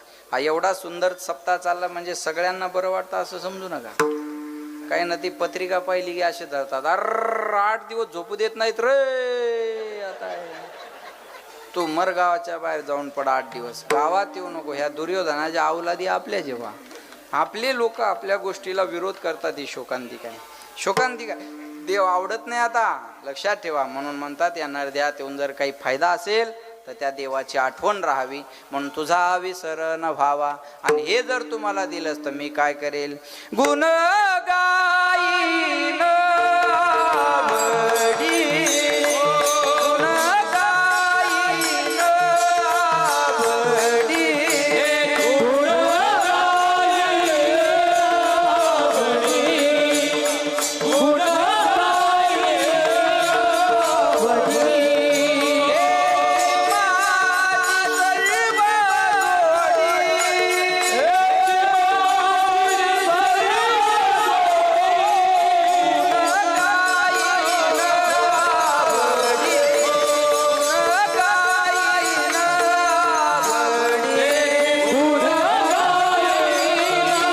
आवडी गुण गाईन आवडी आवडीने तुझ्या गुणाचं गुणगान होईल. परमार्थ आवडीने असावा, आवडीने भावे हरिनाम घेस. तुझी चिंता त्याशी आवड, प्रेम, श्रद्धा, विश्वास या गोष्टी परमार्थात महत्वाच्या आहे. मग गुण गायीन आवडी हेची माझी सर्व जोडी. बस दुसरं काही जोडायचं नाही, कारण देवानं नरदेहच त्याच्यासाठी दिलेला आहे.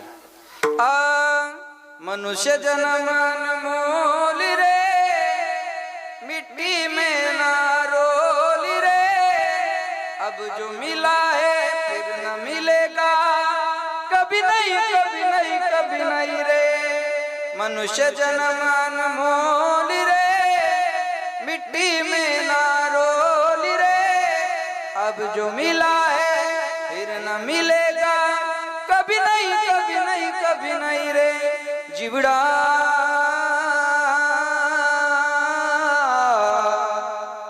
दो दिन का मेहमान, कब सुमरोगे राम, अब तुम कब सुमरोगे राम. जिवड़ा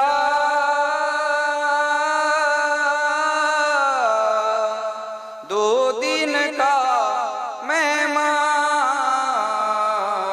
कब सुमरोगे राम, अब तुम कब सुमरोगे राम. भगवंताचं भजन करा. देवे दिला दे भजना घुमटा, देवे दिला दे भजना घुमटा, तो या झाला पाटा बाधिकेचा, तो या झाला पाटा बाधिकेचा.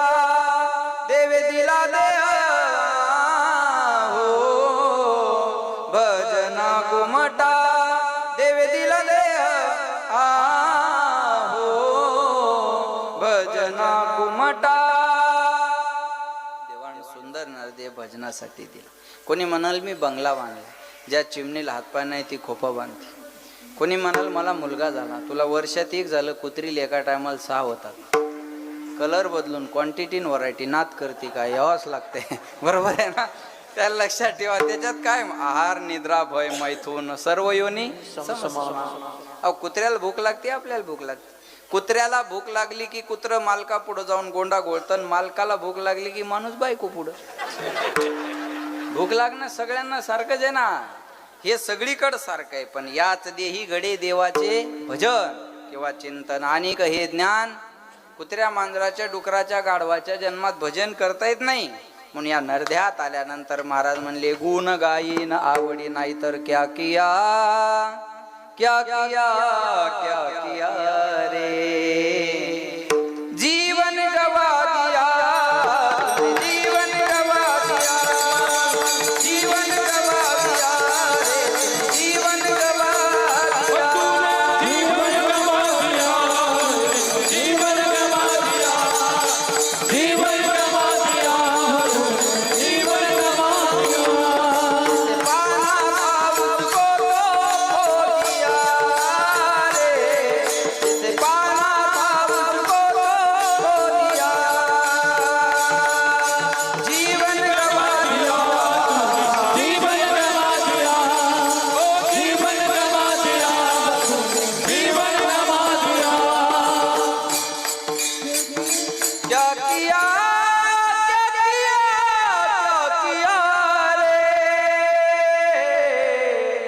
जिसे पाना था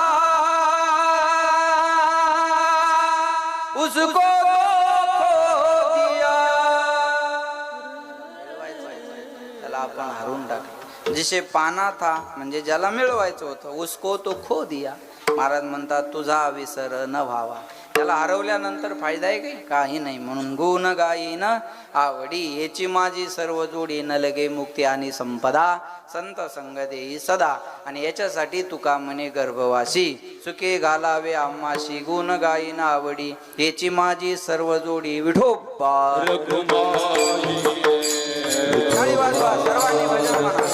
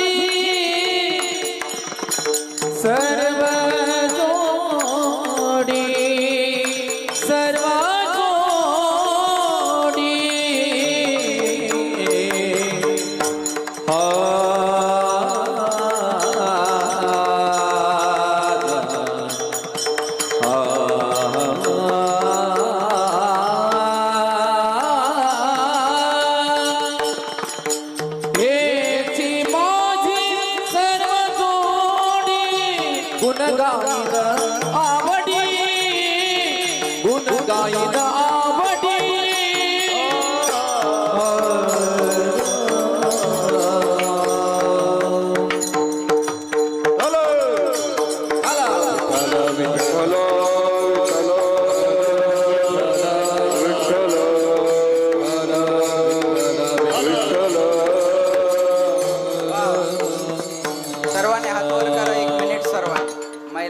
पुरुष जेंट्स लेडीज मेल फिमेल बाय माणसं गडी माणसं आव वैव लाडक्या बहिणी सावत्र भाऊ सगळ्यांनी करा. एकदम सरळ. तुम्हाला शेजाऱ्याची शपथ आहे, हात वर करा. एकदम सरळ. आवाज दे इको दे. आलेले हरी काना विठ्ठल पांडुरंगा.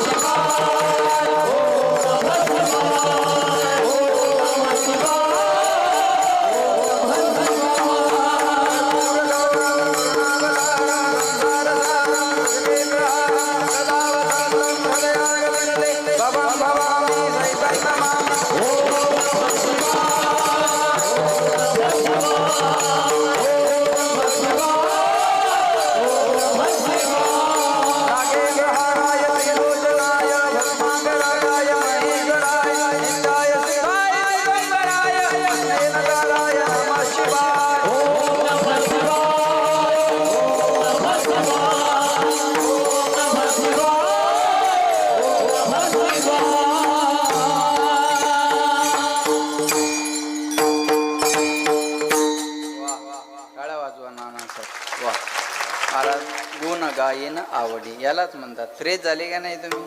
ही भजनाची ताकद. काय म्हणतात, भजन केल्यावर लय भारी वाटतं. अरे भजन केल्यावर भारीच वाटतं आणि भारीच होतं. भजन करा. काय म्हणतात, महाराज लोकांची आयुष्य आहे. बरोबर आहे, नो डाऊट. अरे 50 लाखाची गाडी बसायला आहे, आयुष्य नाही तर काय. चांगले कपडे घालायला आहे, चांगलं खायला आहे, मोबाईल चांगले. महाराज लोकाला काय म्हणतात लोक, त्यांचं काय, एक हात सोन्याचा आणि एक हात चांदीचा. बरोबर आहे. ओठात आलं तर पोटात. एक हात सोन्याचा आणि एक हात चांदीचा. बरोबर आहे. महाराज लोकांसारखं सुखी कोणीच नाही, तरी तुम्ही महाराज होत नाही. हे किती शोकांतिक आहे. आम्ही सुखी माणसं. आमच्यासारखा मजा नाही कोणाची. लक्षात आलं का? किती एवढे हार तुम्हाला लग्नात तरी होते का? बोला, तुमच्या लग्नात तरी होते का? सासऱ्यानं तरी कृपा केली का तुमच्यावर? बोला. इथं तर मोजता येणार एवढे हार आहे. बरोबर आहे ना? अजून काय पाहिजे तुम्हाला? सगळ्या गोष्टी आहे. आज एवढा समाज जर इथं 2 तास बसत असेल तर ही ताकद वारकरी संप्रदायाची, बाकी कशात नाही. अरे लोक सगळे कामं सोडून आज इथं आलेली आहेत. संप्रदायासारखं सोनं नाही महाराज. तुम्ही या इकडे या, याच्यासारखी मजा नाही. पवित्र तुळशीची माळ गळ्यामध्ये घाला आणि आपल्या वारकरी संप्रदायाबद्दल स्वाभिमान बाळगा. याच्यासारखा आनंद नाही. सांगेन मी तुम्हाला, लक्षात ठेवा. अरे बापाची 13वी कराय पोरं तयार नाही. चतुर्भुज बाबाची 50वी पुण्यतिथी होती. ही संप्रदायाचीच कृपा नाही तर कशाची आहे? जन्म दिलेल्या बापाची तेरवी न करणारे कितीतरी पोरं दाखवून देईन मी तुम्हाला. आज आपल्या जन्मदात्या बापाचा फोटो आपल्या घरात नसेल, पण चतुर्भुज महाराजाचा फोटो प्रत्येकाच्या घरात आहे. ही संप्रदायाची कृपाच आहे ना. लक्षात ठेवा, स्वतःसाठी जगले नाही महाराज. अरे तुमचं तर अन्न सुद्धा खाल्लं नाही त्यांनी, अन्न सुद्धा खाल्लं नाही. एक बाई बोलली तर अन्नाचा त्याग केला. आपली बायको रोज बोलती तरी म्हणतात तोंडान फटकळे जपाय भारी. लक्षात ठेवा बरं का. महाराज म्हणतात एकदाच बोलली तर महाराजांना त्या भोजनाचा त्याग केला ना. नंतर त्यांच्या गुरुने सांगितलं थोडे दूध घ्या. पहिल्यांदा लिंबाचा पाला खाल्ला, कडू लिंबाचा पाला खाऊन साधना केली. लक्षात ठेवा, भक्ती तो कठीण सोळावरील पोळी, निवड येतो बळी विरळा शहाणा तो धनी घेतोय. महाराज म्हणतात ते काय सोपं थोडं, विरळा ऐसा कोणी तुका त्याशी किती सुद्धा प्रमाण सांगेन मी तुम्हाला. ही काही सोपी गोष्ट नसते. नाही संतपण मिळत या हाती, हिंडता कपाटी राणी. महाराज संतपण काही एवढं सोपं आहे ते अजिबात नाही. आणि विदर्भ तर संताची खानच आहे महाराज. विदर्भ तर संताची खान. अवलिया महात्मे विदर्भात पाहायला आपल्याला मिळते.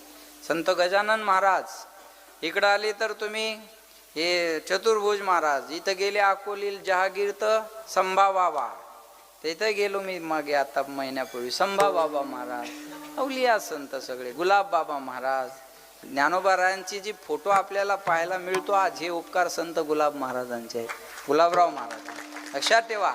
आणि आपल्या गावाला तर केवढी मोठी देण आहे.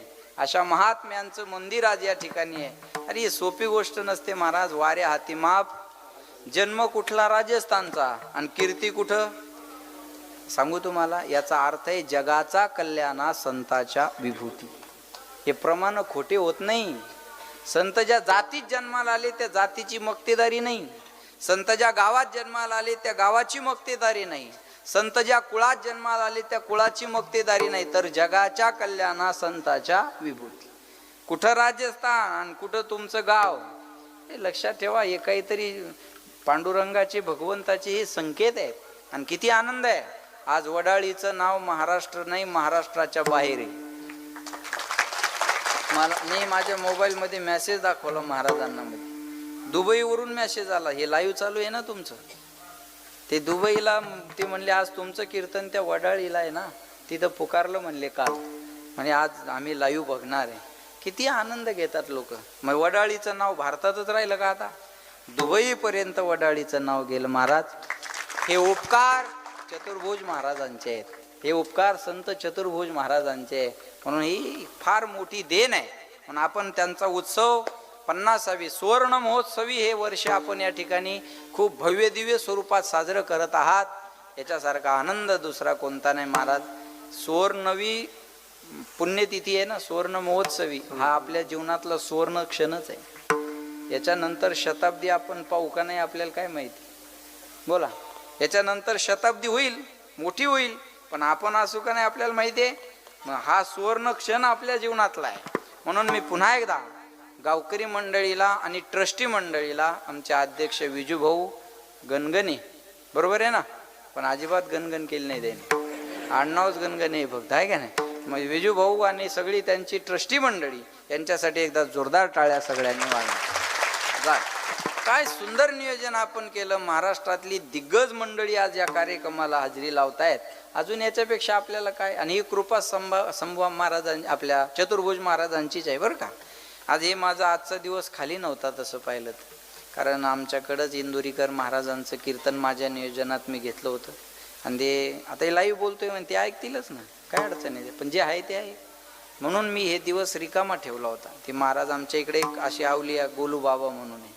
ते म्हणले तुम्ही मला हजर पाहिजे. मला बाकी काही माहीत नाही. पण चंद्रकांत महाराज म्हणले दादा खूप आग्रह आहे त्यांचा, तुम्ही घ्या. आणि आम्ही 2 व्हीलरवर सोबत कीर्तन केलेली आहे. बरं गाडी बी माझी नव्हती, त्याचीच होती JCB. काय ते शिबी जड, JCBच म्हणलो मी. ते शिबी जड गाडी आहे का नाही, शिबी जड गाडी. मग 2 व्हीलर तेव्हा ते चालवाय बाबा आणि मी मागं बसायला. आम्ही दोघांनी तेव्हा 2 व्हीलरवर कीर्तन केलेली आहे. आता मी ते अरे तुरे बोललं लाईव्ह असल्यामुळं बरं वाटत नाही. जाऊ देन काय होतं त्याला, जाऊ दे, मरू देन तिकडं, बरोबर आहे ना. लक्षात ठेवा, लक्षात येते का. म्हणून अतिशय म्हणून महाराजांनी पंकज बाबा कुठे गेले? पंकज बाबा, हां, पंकज बाबांनी पण खूप आग्रह केला म्हणे महाराज सुवर्ण महोत्सवी वर्ष आहे आणि पंकज महाराज एक गोड व्यक्तिमत्व आहे बरं का, एकदम कामाचं, कशाच्या मोठेपणाची गरज नाही, काय नाही. त्यांनी एकही शब्द मला त्यांच्याबद्दल बोला म्हटले नाही, एकही शब्द. आणि गावाचं कौतुक जेवढं करता येईल तुम्हाला तेवढं करा. आणि असंच आहे, give the respect, take the respect. आपोआप होत असतं ते, आपोआप. म्हणून मी फार सुंदर, अतिशय गोड. बाहेरगावचे किती लोक आहे? हातवर करा बरं, बाहेरगावचे लोक. ओरे बापरे. शुभम, अरे बाहेरगावचे आहे ना, गावातले कारखान्यावर गेले काय? वा वा, खाली हात, टाळ्या वाजवा, जोरदार टाळ्या.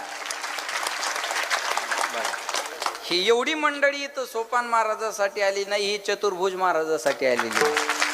अशा सोपान महाराज तर युट्यूबवर ऐकता येतो, तिथं जाऊन ऐकायची काय गरज आहे? कळलं? ही चतुर्भुज महाराजांचं दर्शन होतं आणि महाराजाचं बी कीर्तन ऐकणं होतं. अशा पद्धतीनं ही मंडळी या ठिकाणी आलेली आहे. म्हणून मी पुन्हा एकदा तुम्हा सगळ्यांना धन्यवाद देतो, विशेष धन्यवाद देतो आमचे शिवाजी भाऊ देशमुख यांच्यासाठी. एकदा जोरदार टाळ्या सगळ्यांनी वाजवा. आज त्यांच्या आईच्या स्मृती प्रित्यर्थ त्यांनी आज हे सौजन्य या ठिकाणी घेतलेले आहे. बघा, कार्यक्रमात दोन माणसाचा सिंहाचा वाटा असतो, एक सौजन्य दाते आणि दुसरे अन्न दाते. या दोन माणसाचा मोठा वाटा असतो बरं का. आणि शिवाजी भाऊ काही मला भेटले बी नाही. भेटले का तुम्ही मला? नाही. मी इथं आल्यावर विचारलं कोणते नाव घ्या बी म्हटले नाही, सुधाकर दादा नावही घ्या म्हटले नाही, भेटले बी नाही. एवढं देऊन नावाची अपेक्षा नाही. हम नाम के प्रेमी नाही आहे, हम हरि नाम के प्रेमी आहे. एवढं देऊन नावाची अपेक्षा नाही. नाना जे 11 रुपये देतं तिलाही बेजार करत. 11 रुपये वर्गणी देणार, पाहुण्या रावळ्या सगट पंक्तीला जेव्हा येणार, तांब्यात बुंदी घालून कुत्र्याला वाढण येणार आणि पुन्हा हिशोब विचारायला तयार राहणार, किती उरल्या? त्याला म्हणायचं तू 11 घेऊन जाय, आम्ही उरलेलाच पाहू. नाही घेतो. हे जास्त देणार कधी बेजार करत नाही, कमी देणार लई बेजार करत. महाराज येऊ नव्हता पाहिजे, मर्दंग्यात येऊ नव्हता पाहिजे, मर्दंग्यात येऊ नव्हता पाहिजे, गायक येऊ नव्हता पाहिजे, माईक तेऊ नव्हता पाहिजे, साऊंड इकडं पाहिजे होता, भोंग्यात तिकडं पाहिजे होता. भोंग्यात घेऊन जाय, भोंग्यात या घरी आणि येऊ नको पुन्हा इकडं. काय चौकाच्या करतात माणसं हो, चुका अशा कार्यक्रमात. हे बघा, अशा कार्यक्रमाला प्रतिक्रिया देण्यापेक्षा प्रतिसाद द्या. इथं काय उणीव आहे महाराज? इथं या कार्यक्रमात चूक काढणं, या कार्यक्रमात चूक काढणारानं याच्यापेक्षा मोठा करून दाखवावं आणि मग चूक काढा. इथं चूक काढा. एक वाक्य बोलू तुम्हाला, जो मेहनत करता है उसे गलती होती है, निकम्मों की जिंदगी दूसरों के गलती खोजने में बीत जाती है. ज्याला मेहनत करायची नाही त्याचं आयुष्य चुका काढण्यात जातं. चुका काढणारे कशात काढत नाही. त्या शिंदे साहेबांनी एसट्या फुकट केल्या. 75 वर्षाच्या पुढे महिला पुरुषांना एसट्या फुकट, आणि त्या एका महिन्यात बाया 10-10 वर्षांनी मोठ्या झाल्या. कळलं ना तुम्हाला? नवरा म्हणे अरे तू मोठी कधी झाली? म्हणे एसटी फुकट झाली आणि मी मोठी झाली. याय ना ते 65चं वय किती केलं? 75. आता कार्डावर वय वाढवणं सोपं आहे, तोंडा वळ्या कशा पाडून घ्यावा? 75 म्हणल्यावर ते वळ्या पडल्या पाहिजे ना. मध्ये एसटीत बसल्यावर मजा येते बा. ते कंडक्टर त्या कार्डाकडे पाहतो, त्या बाईकडे पाहतो, त्या कार्डाकडे पाहतो, त्या बाईकडे पाहतो, आणि त्याला कळतं ही 75ची नाही. मग त्याच्या घरात का बाया नाही का? त्याला कळतं ही 75ची नाही. मग तो उलट बोलतो, ताई खरंय, ताई खरंय. तिला कळतं आता हे खोटं, याच्या लक्षात आलं. ही त्याच्या वजन टाकते. थोबाडाकडे काय पाहिला? कार्टाकडे पाय ना. अधिकारी येडा आहे का लिहायला? बापाची एसटी असल्यावानी करायला लागला. काम आले तर काम करावं. शिंदे साहेबांनी सांगितलं आणि 75ला फुकट. मग जळाले का डोळे? तो याचा फाड. त्याला वाटतं ही म्हणा हे बरोबर आहे, लिहिलेलं आहे ना, आपल्याला काय करायचं. आणि ते एसटीचा फुकटचा प्रवास सुरू झाला याचा, त्या लालपरीचा. एसटी लालपरी म्हणतात. मग ही परी त्या लालपरीत फुकट फिरू लागली. पण या परीला काय माहित पुन्हा एक योजना येणार आहे. आणि लोकसभेच्या अगोदर आणखी एक योजना आली. कोणती? लाडकी बहीण. आणि तिची वय मर्यादा 75 खाली कितीवर आणली? 65 वर केले कर्म झाले तिची भोगाले, उपजले मिले ऐसे घेते हरे हरे. हा, जिचा हप्ता जमा झाला कालचा, तिच्या चेहऱ्यावर आनंद मावना. आणि वय वाढून घेणारी थोबाड जोडून घ्यायला लागली. कुठूनच दुर्बुंदी सुचली, बुंदी खाऊन जाय तू उद्या काल्याची आता. बरोबर आहे. चुकच काढायची म्हणल्यावर कशात निघतात. त्या शिंदे साहेबांनी एसट्या फुकट केल्यावर एक मीडियावाले एका बाईची प्रतिक्रिया घेत होता. बाईट, कसा वाटला तुम्हाला शिंदे साहेबाचा निर्णय? आता कधी माहेराला जा, कधी या, तुम्हाला पैसे लागणार नाही. ती बाई म्हणे काय धडाचा निर्णय नाही हा, काय फायदा एसट्या फुकट करून, मग माहेर गावात रिक्षा फुकट पाहिजे. वागच सांगू ना. हा असं आता चुकच काढायची म्हणल्यावर कशातही निघत राहते. चांगल्या कामाचं कौतुक करा. तुका म्हणे सत्य कर्मा व्हावे घातली अभय नरकात. माझी सगळ्यांना विनंती आहे, ज्यांची देणगी राहिली असेल त्यानं उद्या प्रसादाच्या पात्रावर बसायच्या अगोदर देणगी देऊन टाका, नाही तर खाल्लेलं पचणार नाही तुम्हाला. नाही पचणार कसं काय? सेवा केल्याशिवाय मेवा कसा मिळेल? लक्षात आलं का? सगळ्यांनी द्या. आणि विशेष महिला मंडळी, तुम्हाला विनंती आहे माझी, तुम्हाला देवाण दिलंय, नाही कळलं का तुम्हाला? तुम्हाला देवाण दिलंय. देवा भाऊ, आता कळलं. तुम्हाला देवाण दिलंय, तुम्ही देवाला द्या. बरोबर आहे ना? 12 महिन्याची पगार तुम्हाला ठेवा, 1 महिन्याची चतुर्भुज महाराजाच्या उत्सवाला द्या. 1 महिन्याची तुम्ही म्हणसाल 12 महिन्याची ठेवायची, मग द्यायची कोणती? मागच्या जानेवारी डबल हप्ता पडला होता ती द्या. आपल्या सगळं द्या ना ते, तुम्ही द्या. आणि माझी देवेंद्रजीची चांगली ओळख आहे, तुम्ही 1 हप्ता द्या, मी तुमचे 2100 करायला सांगतो. मायच्यान खोटं नाही सांगा. तुम्ही देऊ नका, पगारच बंद करायला होतो आता. सगळ्यांना विनंती आहे, सगळ्यांनी या कार्यक्रमाला मदत करा. एक बोलू तुम्हाला, भूक लागली एवढी खाणं प्रकृती आहे, भूक लागली याच्यापेक्षा जास्त खाणं विकृती आहे. पण आपल्याला भूक असताना आपल्या ताटातली अर्धी भाकर दुसऱ्याला खाऊ घालणं ही महाराष्ट्राची संस्कृती आहे. आपण आपल्या संस्कृतीला जपा. पैसा असेल तर विल बनतं, आणि संस्कार असेल शिवाजी दादासारखं तर गुडविल बनतं. कळलं माझं? आज शिक्षेबरोबर दीक्षेची गरज आहे, संस्काराची गरज आहे. आणि असे दान देणारे आहे ना, यांच्यासाठी एक सांगू तुम्हाला, शेतेषु जायते शूर सहस्रेषुच पंडित वक्ता दस सहस्रेषु दाता भवती वानवा. दाता लाखोत एखादा असतो. म्हणून जननी जने तो भक्त जने या दाता या शूर, नाही तो जननी वांज बली खायको खोवे नूर. लक्षात आलं? आईनं जन्म द्यायचा तर अशा मुलाला द्यावा. भक्त तरी असावा, शूर तरी असावा, नाही तर आमच्या शिवाजीराव सारखा दाता तरी असावा. लक्षात ठेवा, अशा मुलाला जन्म द्यावा. आणि त्या मुलाला जन्म दिल्यामुळं तिच्याच आठवणीत आजची सेवा घेतलेली आहे. कुळी कन्या पुत्र होती जे सात्विक, कयाचा हरिक वाटुलिया हिता जोआशे जागता धन्य माता पिता. पिता नाही, पिता नाही, धन्य माता पिता तयाचे. लक्षात आलं का? त्या आईचे संस्कार आहे, म्हणूनच आजची ही सेवा आहे. पुन्हा एकदा आमच्या शिवाजी दादांना या ठिकाणी धन्यवाद देतो. बोलण्यासारखं भरपूर आहे, वातावरणही गोड आहे, बंद करायची इच्छा नाही. लेकिन हे दुश्मन घड्याळ रुक नाही रहा है. बरोबर आहे ना? वेळेच्या पुढे जाणं बरोबर नाही. कथा एक तो घडी से होती है, नाही तो हृदय के कडी से होती है. बस 2च गोष्टी आहे. म्हणून वेळेच्या पुढे जाणं बरोबर नाही. पावसान बदबद पडाव, उघडून जाव, झड लावू नाही. 11 वाजून गेले तरी काय म्हणतात तुकाराम महाराज? उरक म्हणतात. आता दुसरं काहीच म्हणत नाही. वेळेच्या पुढे जाणं बरोबर नाही. मला सकाळी लांब काल्याचं कीर्तन आहे, तिकडेही दूर जायचं आहे. म्हणून पुन्हा एकदा तुमच्या सगळ्या गावकऱ्यांना, वडाळी देशमुख ग्रामस्थ मंडळी तथा संत चतुर्भुज महाराज संस्थान ट्रस्टी मंडळी, आमचे विजय भाऊ गणगणे आणि अध्यक्ष उपाध्यक्ष विजय भाऊसाठी एकदा जोरदार टाळ्या सर्वांनी वाजवा.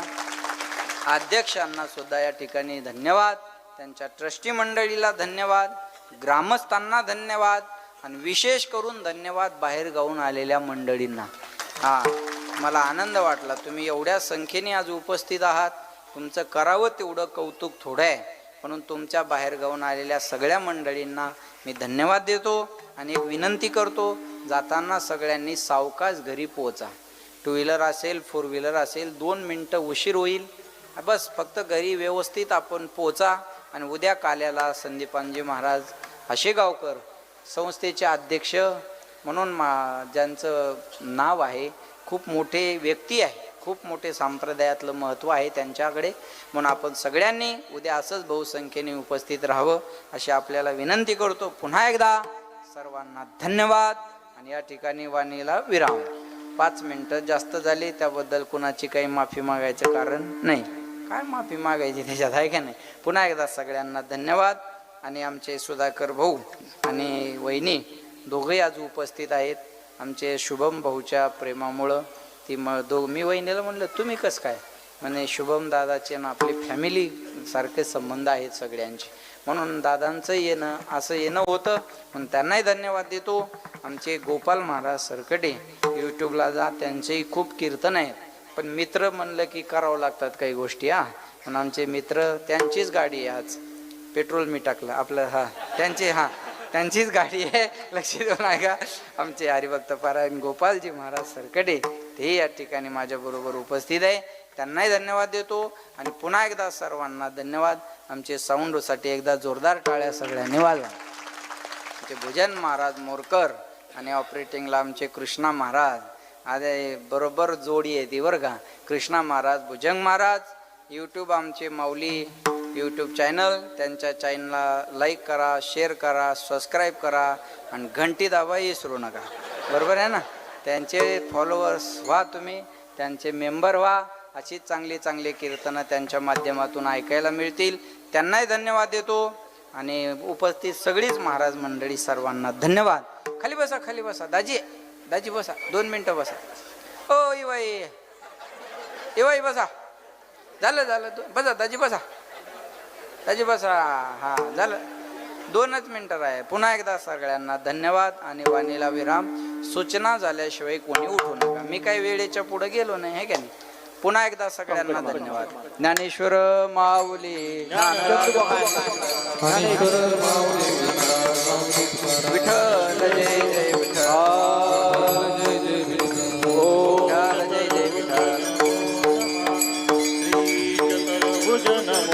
हॅलो हॅलो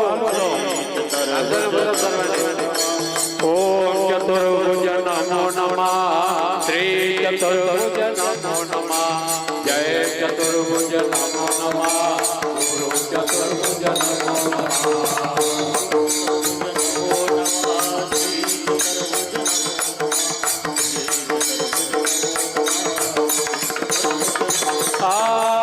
चतुर्भुज नमो नमः.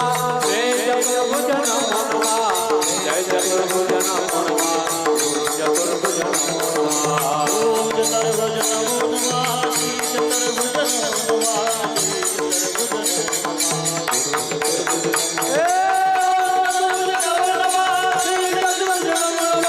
श्री चतुर्भुज नमो नमः.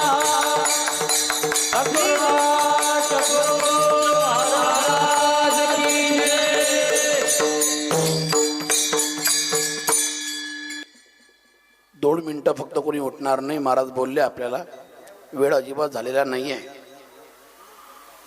श्री हरिभक्त परायण माझे जिवलग मित्र सोपान महाराज शास्त्री सानप, वारकरी संप्रदायामध्ये असे अनेक कीर्तनकार आहेत, अनेक प्रचारक आहेत.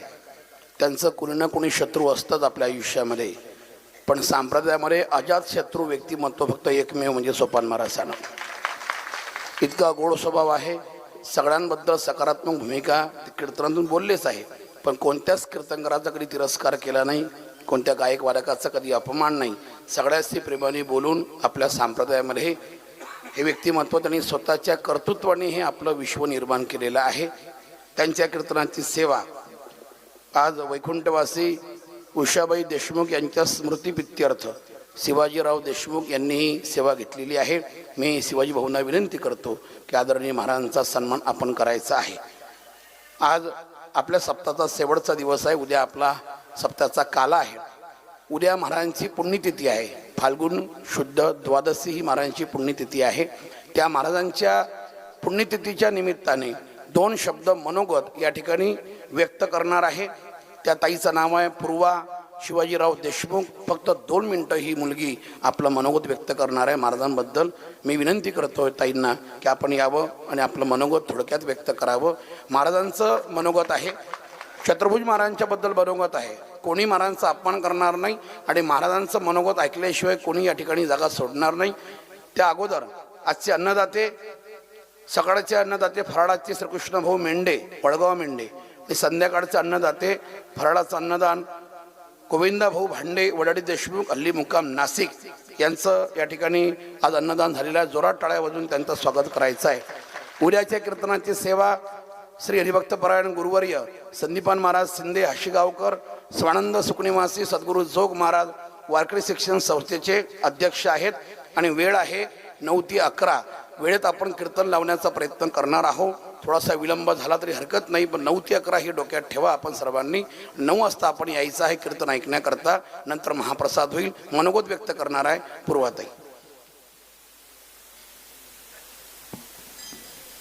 धन्यवाद. आजचे हे कीर्तन प्रत्येकानेच ऐकले. हे कीर्तन आज प्रत्येकाने ऐकले, पण इथले मी सांगू इच्छिते की येथील प्रत्येक आणि ते मनाने अनुभवले. आणि आज महाराजांनी प्रत्येकासाठी टाळ्या वाजवायला सांगितल्या, पण आपण सर्व मिळून आज महाराजांसाठी एक जोरदार टाळ्या वाजवूया. तर चराचरात वास करणारी एक गुरुदेव शक्ती म्हणजेच आपले ग्रामदैवत वंदनीय श्री संत चतुर्भुज महाराज यांच्या प्रतिमेस विनम्र अभिवादन करते व तद्वतच या कार्यक्रमाचे आयोजक यांना मी माझे विनम्र अभिवादन व आभार त्यांनी मला इथे बोलण्याची संधी दिली त्याबद्दल त्यांचे आभार व्यक्त करते. मी डॉक्टर पूर्वा शिवाजीराव देशमुख आज इथे तुम्हा सर्वांसमोर महाराजांबद्दलच्या माझ्या भावना व आम्हाला आलेली त्यांची अनुभूती व्यक्त करते. गुरुर ब्रह्मा गुरुर्विष्णू गुरुर्देव महेश्वरा गुरुर साक्षात परब्रह्म तस्मै श्री गुरुवे नमः. तस्मै श्री गुरुवे नमः. हे 7 दिवस केवळ 7 दिवस नव्हते, ते 7 अध्याय होते. भक्तीचे, श्रद्धेचे आणि अनुभवांचा सप्ताह होता. या 7 दिवसात आपण महाराजांच्या नावात रंगून गेलो, कीर्तनात तल्लीन झालो आणि प्रत्येकाच्या अंतकरणात एक कृपेचा स्पर्श जाणवला. आज सप्ताह संपला असेल, पण मनातील ती भक्ती अजूनही धगधगत आहे. माझ्या आजी आजोबांनी व काही ग्रामस्थ सांगून गेलेत की तो दिवस महाराज वडाळी गाव आजही विसरू शकत नाही. महाराजांची कृपा या गावावर नेहमीच राहिली आहे. तो दिवस वडाळी गाव आजही विसरू शकत नाही. गावाला भीषणशी आग लागली होती. ज्वाळा उसळत होत्या, धूळ आकाशाला भिडत होतं. जणू महाराजांनीच आणि यासमोर जे झाले ते शब्दांच्याही पलीकडचे. आग लागलेल्या गावाला महाराजांनी जरूर त्या वाऱ्याला विसर पळवला, त्या अग्नीनी माघार घेतली आणि नम्र होऊन अग्नीही माघार घेतली आणि क्षणिकच ती आग शांत झाली. ही पाणी टाकून विझवलेली आग नव्हतीच, ही कृपेने शांत झालेली आग होती. आणि यापुढे जे झाले ते सुद्धा शब्दांच्याही पलीकडचे होते. वडाळी गावाला फार मोठा असा पूर आला होता. पाणी रौद्र रूप धारण करून धावत होते आणि एके दिवशी महाराजांनाही कळाले की पाण्यालाही, त्या नदीलाही पूर आलाय. तर जणू महाराजांचीच कृपा त्या पाण्यालाही माघार घ्यावी लागली व येथील सर्व बांधकांना त्या पाण्यानेही माघार घेतलेली समस्त वडाळी गावांनी हे डोळ्यांनी बघितले व त्या पाण्यानेही माघार घेतली. व महाराजांनी जणू त्या पाण्याला सांगितलं की इथपर्यंत यापुढे नाही, कारण पंचमहाभूत हे केवळ निसर्गच नाही, ते दैवी शक्तीचं साधन आहे. आणि ज्यांच्या संकल्पावर वीज शांत होतो, वारा थांबतो, दिशा पलटते, अशा शक्तीला प्रश्न नसतो, फक्त श्रद्धा असते. पंचमहाभूतांवर ज्यांची पकड आहे ते केवळ संत नाहीत, ते शक्ती स्वरूप आहेत. महाराजांची कृपा या गावावर नेहमीच राहिली आहे. हवामान कसेही असो, इथे पिके चांगलीच होतात. लोक एकोप्याने व आज बघताय तसे गुण्या गोविंदाने राहतात. जणू महाराजांनीच त्यांच्या मनाचं अमृतकुंभ ज्ञानाने भरलेलं आणि त्याची शिंपण आम्हा सर्व वडाळीवासियांवर कशी सदोदित केली आहे. गुरु म्हणजे ईश्वराकडे नेणारा एक मार्ग. जीवनात सदाचार आणि सोबतच सद्विचार करायला शिकवतात ते म्हणजे गुरु. जशी आईची आपल्यावर असणारी कृपा ही निस्वार्थी व निष्पाप असते हे जगविख्यात आहे. हो ना? हो की नाही? हे जगविख्यात आहे, ते आपण कोणाला दाखवू शकत नाही. तशाच प्रकारे गुरूंची आपल्यावर असलेली ही कृपा असते. म्हणूनच चतुर्भुज महाराजांच्या मंदिरात पाय ठेवल्याशिवाय व तिथे प्रवेश घेतल्याशिवाय गावातील लहानांपासून मोठ्यापर्यंतचा दिवसही होत नाही व त्यांचा सूर्यही मावळत नाही. हे आज प्रत्येकाच्या हृदयाला स्पर्श करेल. त्यामुळे गावातील प्रत्येक जण हे मंदिरात, कारण त्यांच्या प्रत्येक सुरुवातीचा श्वास हा गुरुकृपेनेच भरलेला असतो. म्हणतात ना, फुलासंगे मातीसही वास लागतो. म्हणजे जिथे सुगंधे फुले फुलतात त्या मातीसही त्या फुलांचा सुगंध दरवळतोच. त्याचप्रमाणे महाराजांच्या कृपेने आज आपले संपूर्ण वडाळी गाव एका निरामय सुगंधाने कसे भरून गेले आहे. आमचे कुटुंब जेव्हा महाराजांच्या मंदिरासमोर येतात आणि मंदिरासमोर येऊन शांतपणे उभे राहतात आणि त्या मूर्तीकडे बघून शांतपणे उभे राहतात, त्या क्षणी खरंच काहीतरी विलक्षण घडतं. त्या दिव्य मूर्तीसमोर उभे राहिले की असे वाटते की मनातील सगळे विचार क्षणिक थांबतात. दुःखांची गर्दी जणू मागे सरकते आणि अंतःकरणात एक अनामिक शांतता भरून येते.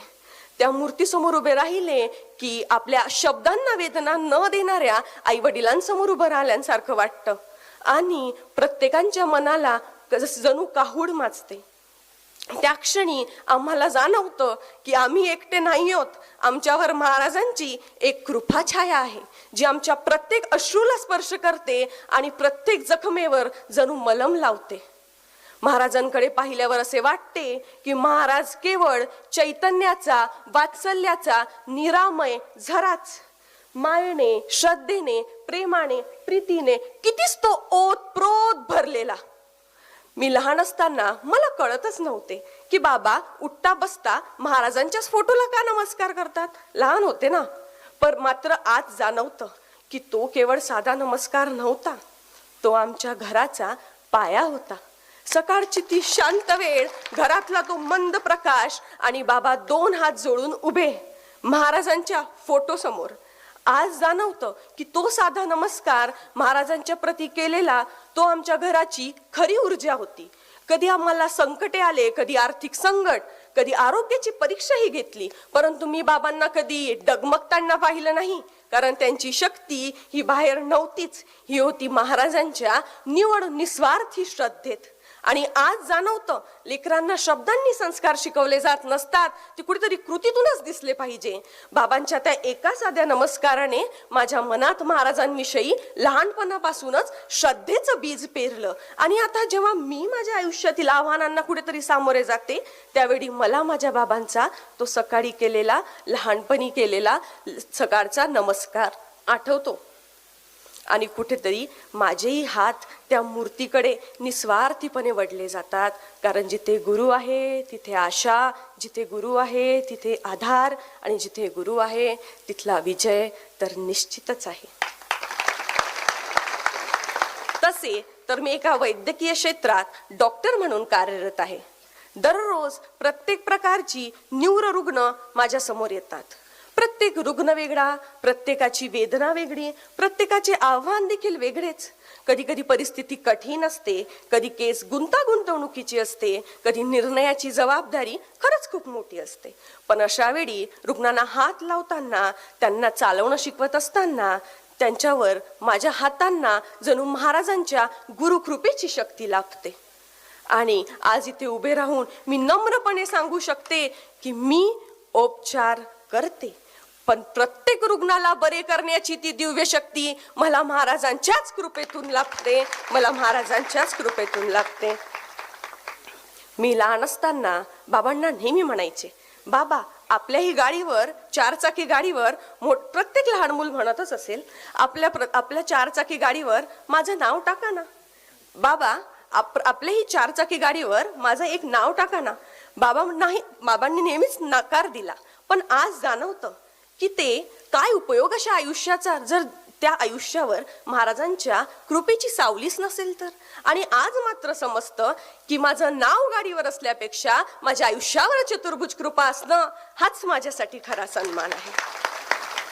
तुमचा जास्त वेळ न घेता आज तुम्हा सर्वांसमोर एक शेवटची गोष्ट मांडू. बोलण्यासारखं तर खरंच खूप काही आहे, पण आज एक शेवटची गोष्ट सांगू इच्छिते की असेच आई बाबांसोबत बसले असताना त्यांना एक प्रश्न केला.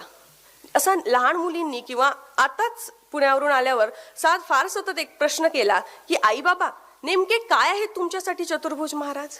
त्यांच्याकडून मिळालेले एक सुंदरसे असे उत्तर एका काव्याच्या रूपात तुम्हा सर्वांसमोर मांडू इच्छिते. ते म्हणाले की महाराजच आहेत आमच्या सुखाचं आगर. ते म्हणाले महाराजच आहेत आमच्या सुखाचं आगर, महाराजच आहेत आमच्या जीवनाचं सागर, महाराजच आहेत आमच्या सुखाचं आगर, महाराजच आहेत आमच्या जीवनाचं सागर, महाराजच आहेत सर्व शक्तिमान आकार. अशा तेजोमय महाराजांना माझा नमस्कार, अशा तेजोमय महाराजांना माझा नमस्कार. धन्यवाद. ताई करता जोरात टाळ्या, एकदम जोरात मनापासून बोला. ज्ञानदेव तुकाराम देव तुका, ज्ञानदेव तुकाराम. ताईंचा सन्मान करा.